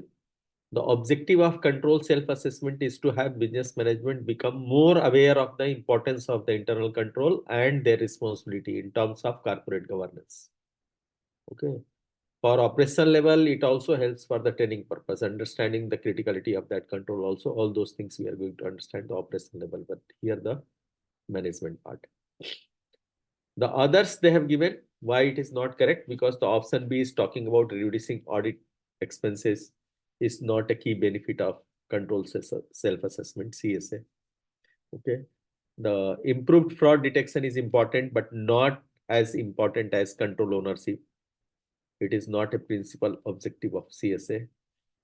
CSA may give more insight to internal auditors, allowing them to take a more consultative role. However, this is an additional benefit, not the key benefit. Remember in the beginning, I told that wherever multiple answers are there, we have to see whether this one is the main answer or not. Okay, that I've given example of the most based. Okay. Next question is the decision and actions of an internal auditor are most likely to affect which of the following types of risk? The option is inherent. Second one is the detection. The third one is the C is the control. And Fourth one is the business. Now you see here, most is there, most likely to affect. Okay. Can think of the answer at your end. Or whatever discussion we have done, the parameters we have given, on the basis of that, you can take a call. What could be the answer? And you can also test your concept clarity with reference to this. B is the correct answer. What was the B? Detection. Okay. We are talking about the audit risk. What has happened? The decision and actions of an IS auditor are most likely to affect which of the following type of risk. The what we have got here, the only three risk is there. D is eliminated. Okay, inherent, detection, and the control. So the answer it is given, the justification for that it is given that A, inherent risk is the risk that a material error could occur if there are no related internal controls to prevent or detect the error. Inherent risk is not usually affected by an IS auditor. I guess if I am going to read the right one, then we can save time. Okay. The justification for the right option. Okay. So I will go with that. Rest on the screen, it is there. Along with that, you can see the detection risk is directly affected by the IS auditor's selection of audit procedures and techniques. Detection risk is the risk that a review will not detect or notice a material issue. Okay. Okay, for this, I have already read A and B. I will read C and D also. The control risk is the risk that a material error exists that would not be prevented or detected on a timely basis by the system of internal controls. Control risk can be mitigated by the action of the organization's management. Business risk is not a probable situation with uncertain frequency and magnitude of loss. Otherwise, also it is not part of that audit risk. Okay, is usually not directly affected by an IS auditor. Okay, for audit risk, we have only three. Okay.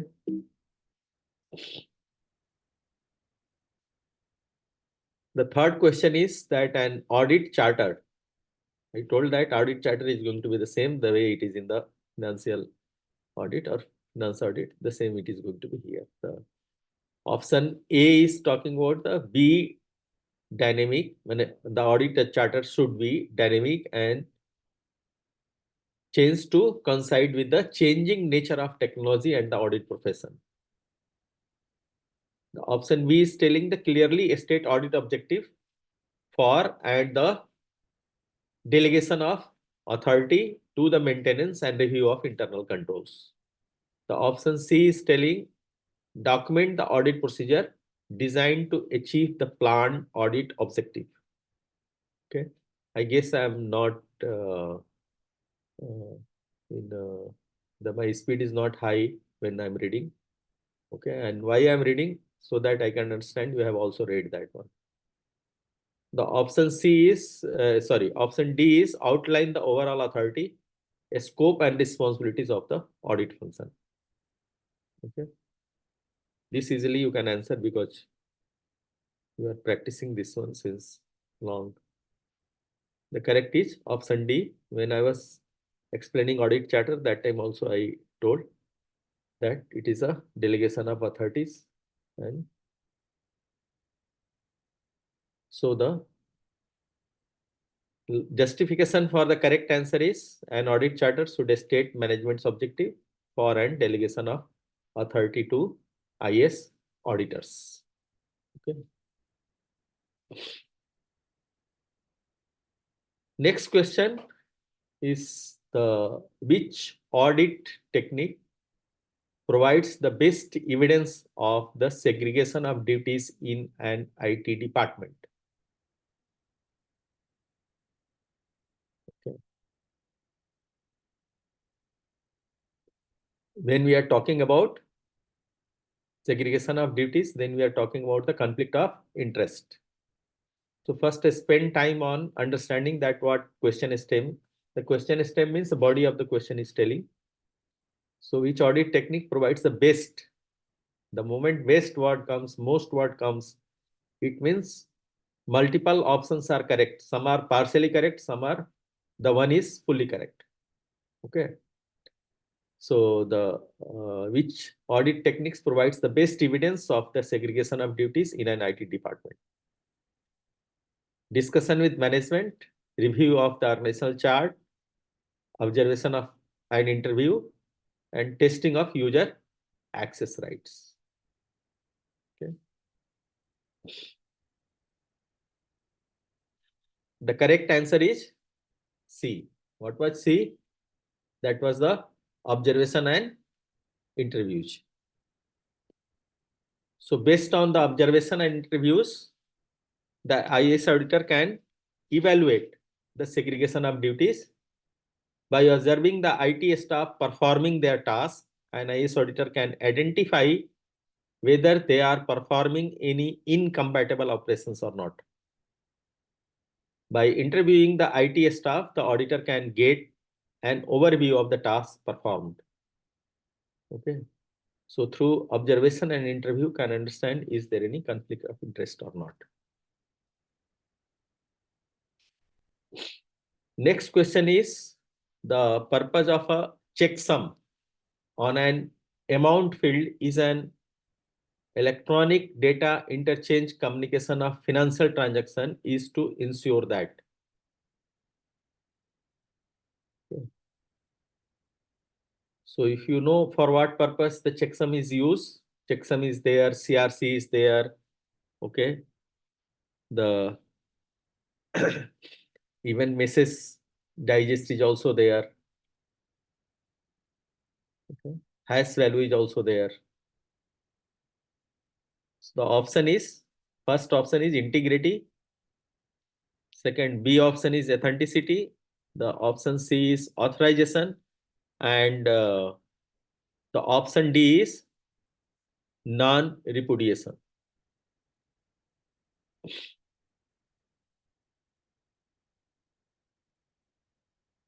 Okay. The correct answer is A. What was A? Integrity. Okay. They are talking about the electronic data interchange communication. Means it's going, data is moving from one system to another system. So whatever data is here, it should reach there. How we are going to understand? Through the checksum. No changes have taken place. Integrity, I have told when I was deliberating this one that two important elements are there, correctness and completeness. Okay. So the justification which is given for this is a checksum that is calculated on an amount field and included in the electronic data interchange communication can be used to identify unauthorized modifications. Okay. You can see the completeness and correctness of the data. So integrity is going to be taken into consideration. Okay. Next question is, when developing a risk-based audit strategy, an IS auditor should conduct a risk assessment to ensure that. Okay. So what is risk assessment? We have discussed about that.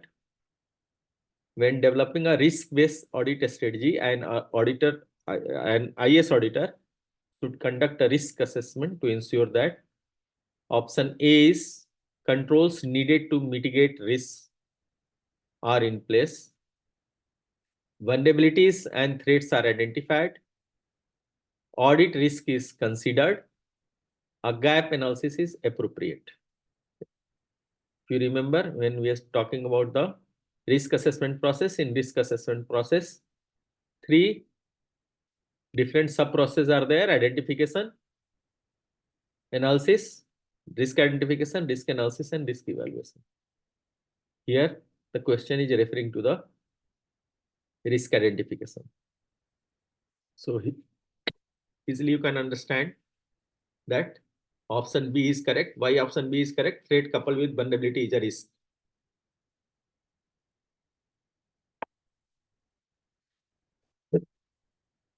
Sorry. Okay. The justification given for this is while developing a risk-based audit strategy, it is critical that a risk and vulnerabilities are there is the threat and vulnerabilities are understood.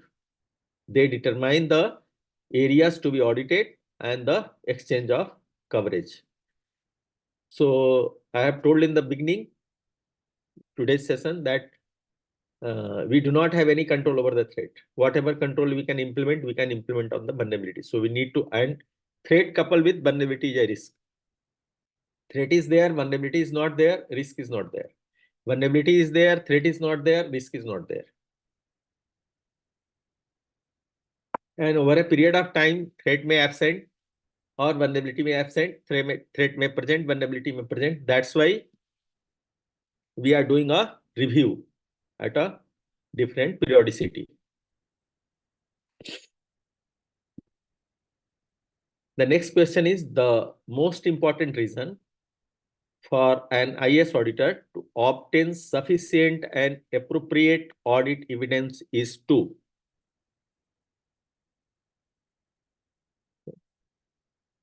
the option A is talking about comply with regulatory requirements. Option B is provide a basis for drawing reasonable conclusion. Option C is ensure complete audit coverage. And option D is perform the audit according to the defined scope.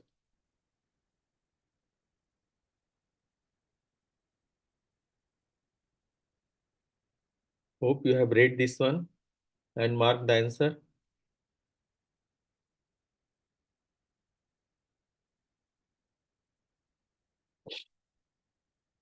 The correct answer is B.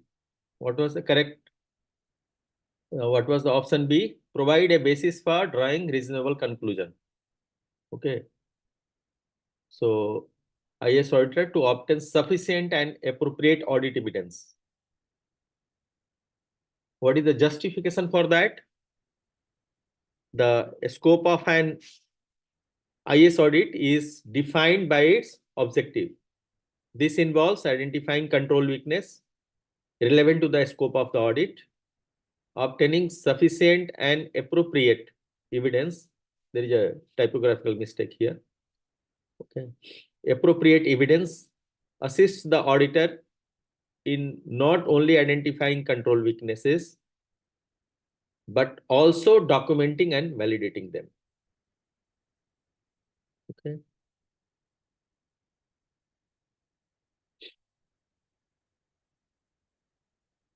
Coming to the next question. The primary purpose of an IT forensic audit. Those who have done the forensic course, they understand what does it mean by forensic. Okay. The evidences which is going to be gathered in forensic is not obvious. So through some other means, these evidences are going to be captured. So the primary purpose of an IT forensic audit is the option A is to participate in investigations related to corporate fraud. Option B is the systematic collection and analysis of evidence after a system irregularity. Option C is to assess the correctness of an organization's financial statements. And option D is preserve evidence of criminal activity.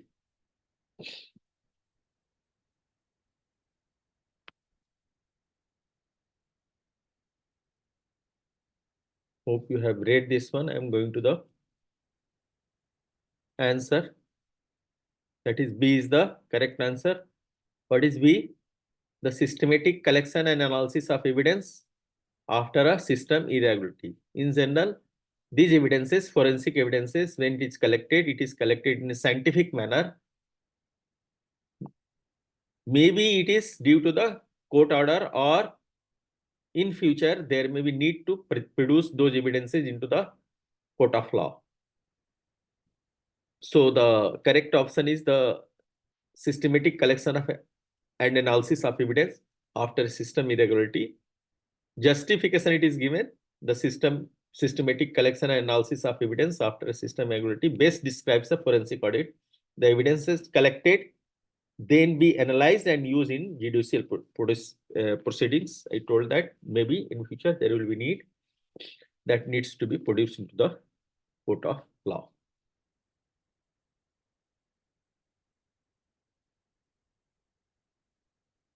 Next one is, after identifying the findings, the IS auditor should first, okay, after identifying the findings, the IS auditor should first, option A is gain agreement on the findings. The option B is determine mitigation measures for the findings. Option C is inform senior management of the findings. And option D is obtain remediation deadlines to close the findings.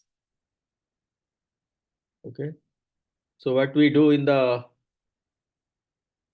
closing meeting? This is the scenario of that. So you have to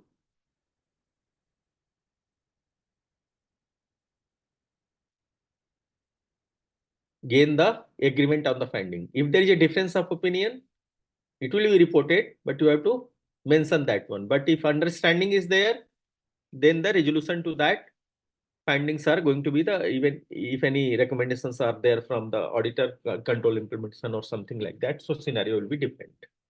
So if the justification, what justification they have given, if findings are not agreed upon and confirmed by both the parties, then there may be an issue during the sign off on the final audit report or while discussing findings with management.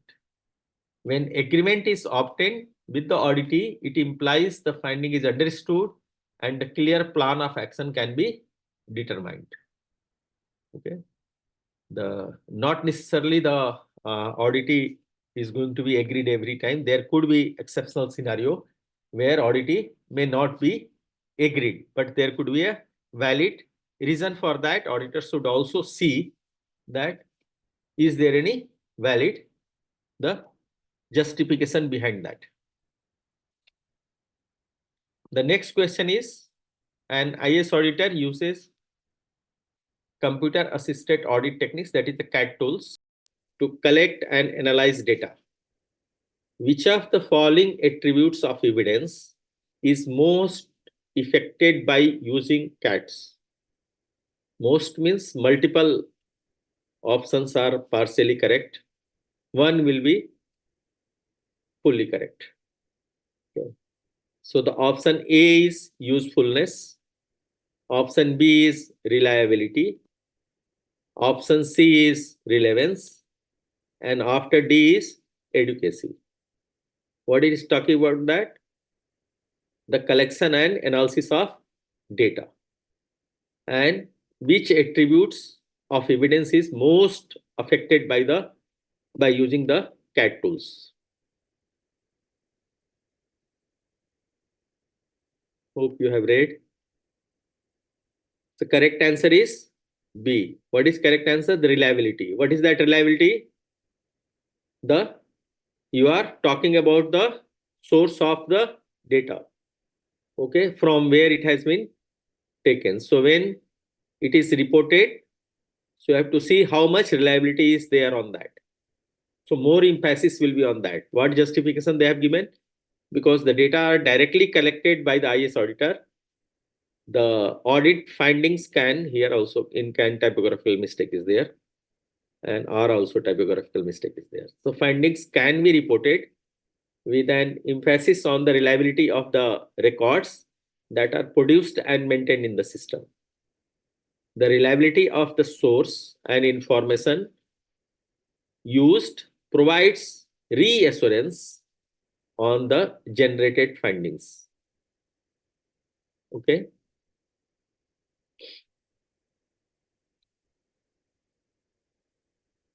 These are the 10 questions what I have discussed. It was from model 1. Now coming to the model 2. Most probably you are getting 10 another questions. Okay. So the first question of the module 2 is, which of the following does an IS auditor consider to be most important when evaluating an organization's IT strategy? Which of the following does an IS auditor consider to be most important? Okay, when evaluating an organization's IT strategy? That it, the option A is, again the most is given. Time and again I am repeating that one because while appearing for the 80, it should be there in your mind that if most based is there, it means multiple partially correct answers are there. The option A is was approved by line management. Option B is doesn't vary from the IT department's preliminary budget. Option C is complies with procurement procedures. And option D is supports the business objectives of the organization.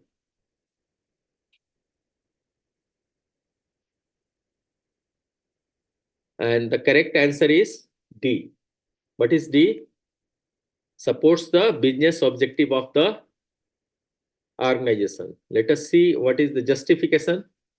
The justification is the strategic planning sets corporate or department objectives into motion. Both long-term and short-term strategic plans should be consistent with the organization's broader plans and business objectives for attaining these goals.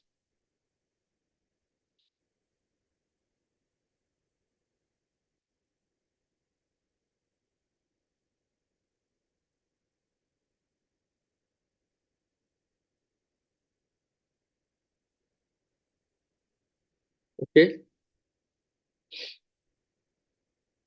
The next question is, which of the following is responsible for the approval of an information security policy?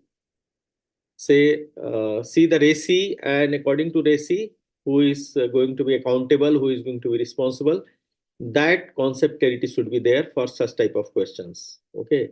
So which of the following is responsible for the approval of an information security policy? The option A is IT department. Option B is security committee. Option C is security administrator. And option D is board of directors. Okay.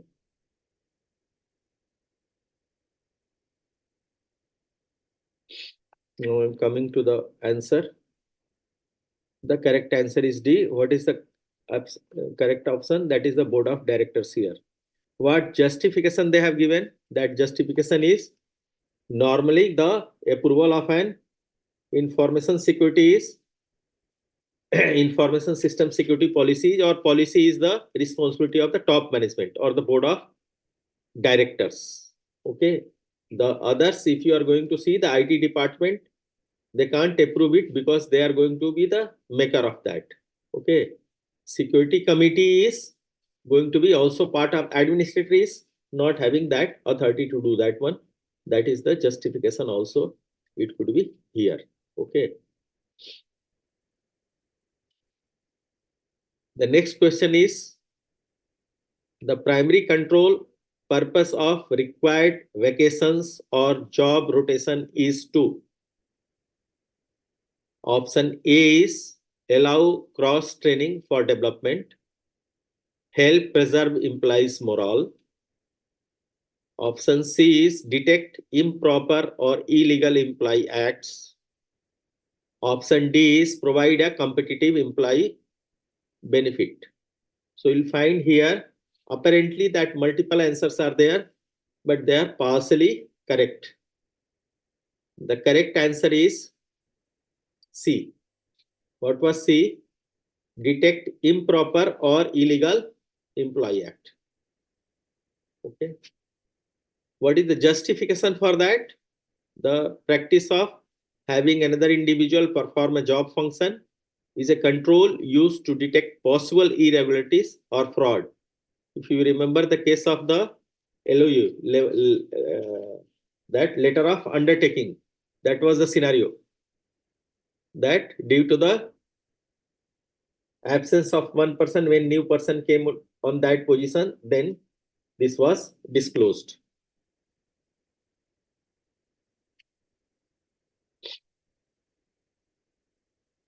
Next question. I guess I am not too fast. The next question is when implementing an IT governance framework in an organization, the most important objective is they're talking about IT governance framework. Okay. The most important objective. Option A is IT alignment with the business. B is accountability. C is value realization with IT. D is enhancing the return on IT investment.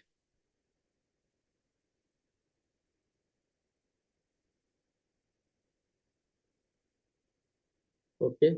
The correct answer is A. What is A? A is the IT alignment with the business. Because if IT is not aligned with the business, will not achieve the business objective with the help of IT. So there is a need for alignment of IT with the business. What justification they have given? The goal of IT governance are to improve IT performance, deliver optimum business value, and ensure regulatory compliance.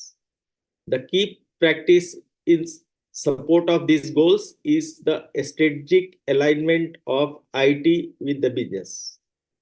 To achieve alignment, all other choices need to be tied to business practices and strategies.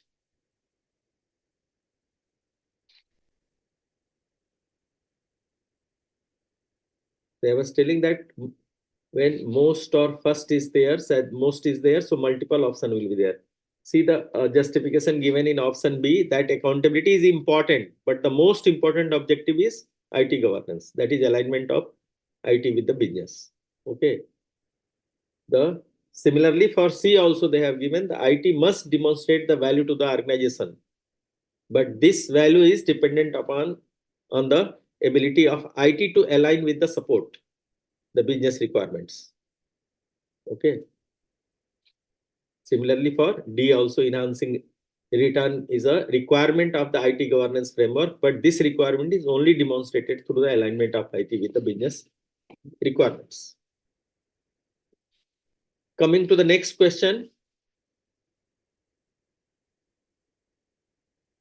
Which of the following should be considered first when implementing a risk management program? Okay, which of the following should be considered first when implementing a risk management program? It's not that the one caution I want to give, that when you are answering the question, see in my slide I have given the risk management at the top, and rest of the activities like the context establishment, risk assessment. In risk assessment also three activities are there.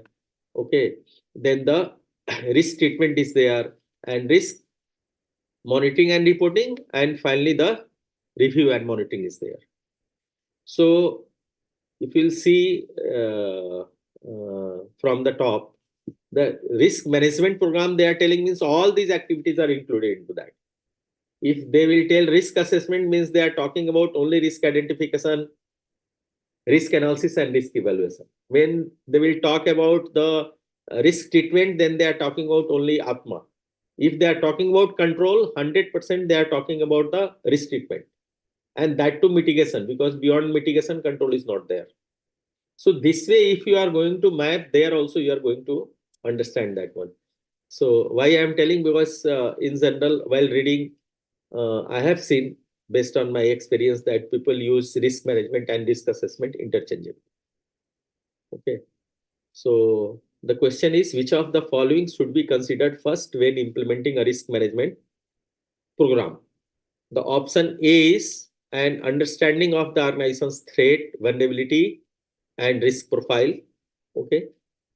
I will tell what is risk profile. The option B, an understanding of the risk exposure and the potential consequences of compromise. So here they have used the potential consequences because the risk is a future component. The option C is a determination of risk management priorities that are based on potential consequences. The option D is a risk mitigation strategy sufficient to keep risk consequences at an acceptable level. Let's see what could be the answer.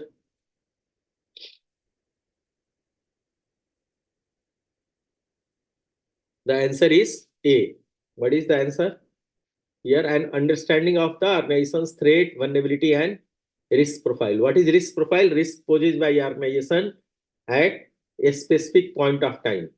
From where we get this one? This one we are getting from the risk register. All identified risk is going to be entered into the risk register. So it is going to be up to date. So we can, from risk register, we can see that how much risk poses by the organization at a specific point of time. That is known as a risk profile of the organization. The justification for this is implementing risk management as one of the outcomes of effective information security governance. Okay. In that, what I have told, context establishment is part of governance. Okay. The last one, that review and monitoring is the activity of the governance. Also, acceptance of the risk treatment plan is also going to be the activity of the governance. Okay. So justification is implementing risk management as one of the outcomes of the effective information security governance require a collective understanding of the organization's threat, vulnerability, and risk profile as a first step. Okay. Coming to the next question. An organization has a well-established risk management process. Again, they have given risk management process, means all those activities they are talking about that. Which of the following risk management practices would most likely expose the organization to the greatest amount of compliance risk? Here directly they are talking about the risk treatment plan. They are telling which of the following risk management practices would most likely expose the organization to the greatest amount of the compliance risk. What could be the compliance risk? That risk should be up to the risk appetite and risk tolerance level. Okay. Now the options for this they have given risk reduction, option A.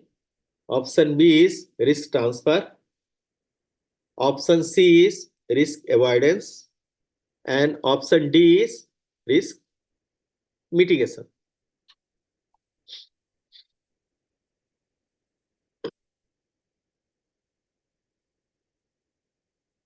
I am coming to the answer.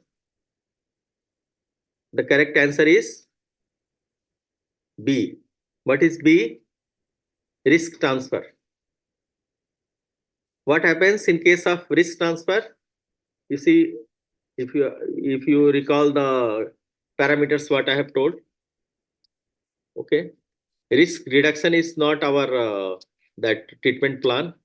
It is the even the in case of risk transfer, no risk is reduced. Okay, no risk is reduced. Only what is shared? The impact. So that's what we are not going to bring down the risk only in case of the risk transfer. In case of risk avoidance, risk is reduced because we going out of the environment. So I have avoided the risk. Okay. What justification they have given? Risk transfer typically addresses financial risk. For instance, an insurance policy is commonly used to transfer financial risk, while compliance risk continues to exist. Okay. And we are aware that when we are talking about the risk transfer, some portion of impact is going to be shared. What is that portion? That depends upon that what type of agreement is there with that third party with whom you have entered into the agreement in the form of the insurance or the SLA or otherwise. Okay.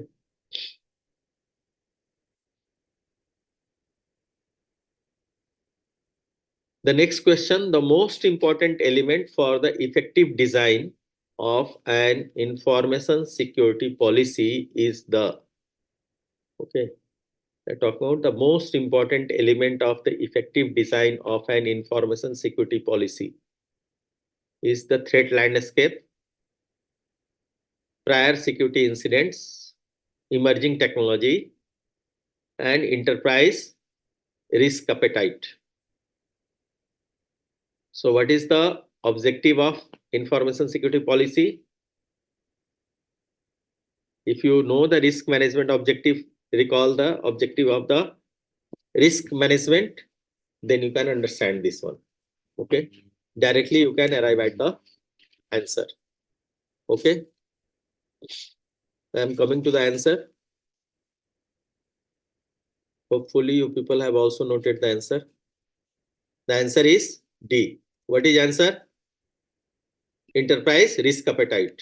So the very objective is to manage the risk up to the risk appetite and risk tolerance level. Okay. So the correct answer is D.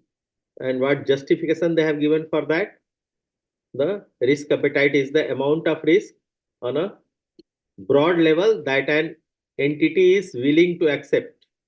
I have told you what is the risk appetite is the acceptable level of risk at the enterprise level. Okay. Entity is willing to accept in pursuit of its mission to meet its strategic objective. The purpose of the information security policy is to manage information risk to an acceptable level. And what is the acceptable level? So that the policy is principally aligned with the risk appetite. That is the acceptable level of risk, the risk appetite of the enterprise. Okay. I have told when I was discussing this risk appetite and risk tolerance, risk appetite is the acceptable level at the enterprise level, and risk tolerance is for the individual risk, discussion of management for the individual risk. But altogether, whatever the risk tolerances has as a discussion it has been given should not cross the risk appetite of the enterprise. Coming to the next question. Okay. An IS auditor is reviewing the risk management process. Okay. Again, you see, it is a risk management process, not risk assessment. Which of the following is the most important consideration during this review? Again, the most word is there. Mostly we are getting such type of questions. Option A is controls are implemented based on cost benefit analysis.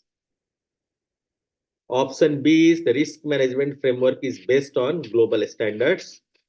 And option C is the approval process for risk response is in place. The option D is IT risk is presented in business terms. Okay.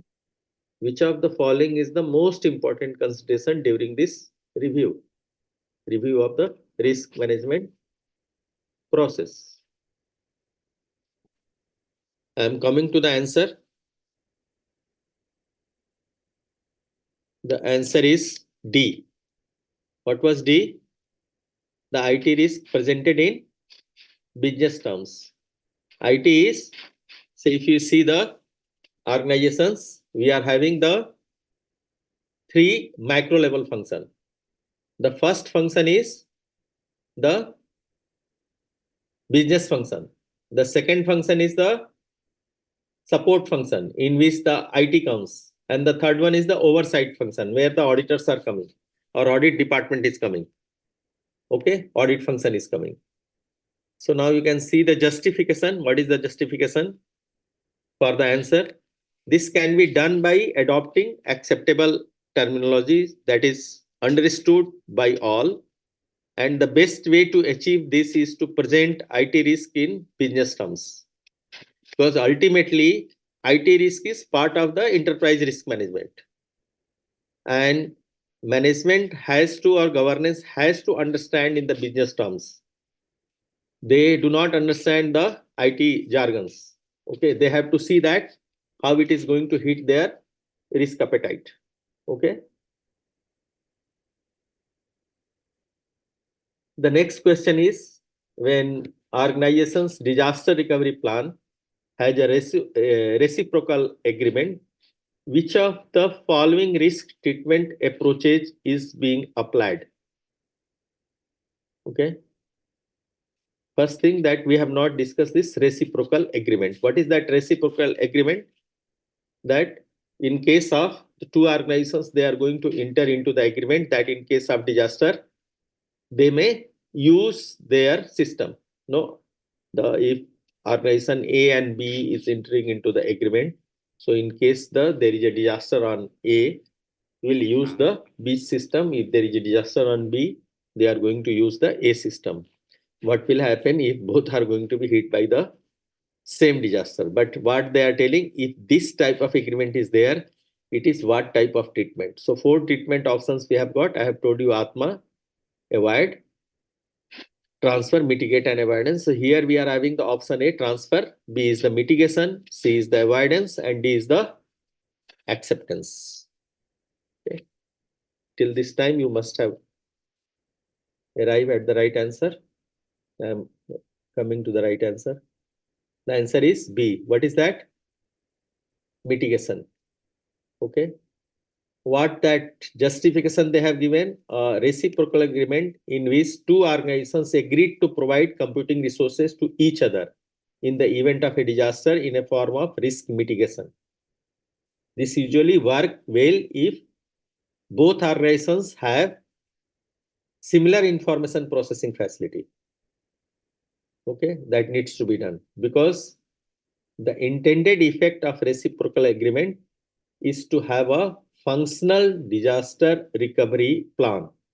It is a risk mitigation strategy. Remember when we are discussing about the 3 controls, okay, preventive, detective, and corrective.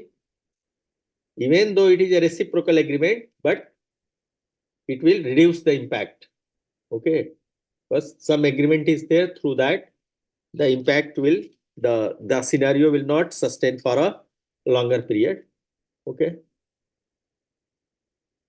Coming to the next question, an IS auditor is reviewing an organization's recovery from a disaster in which not all the critical data need to resume business operations were retained. Which of the following was incorrectly defined? They are talking about the data. The critical data need to resume business operations were retained. Okay. Which of the following was incorrectly defined? The option A is the interruption window. The option B is the recovery time objective. The option C is service delivery objective. And option D is the recovery point objective. Okay. Again, I am repeating, they are talking about all the critical data need to resume business operations were retained, not retained. Okay. Coming to the right answer. Right answer is D. What is that? The recovery point objective. I have explained what is recovery point objective. The how much old data is required for recovery of business process. You have also heard the how much old means how much data loss is acceptable. Okay. Justification is the recovery point objective is determined based on the acceptable data loss in the case of a disruption of operations. RPO defines the point in time from which it is necessary to recover the data and quantifies in terms of time the permissible amount of data loss is the case of interruption. Okay. So up to this point, I have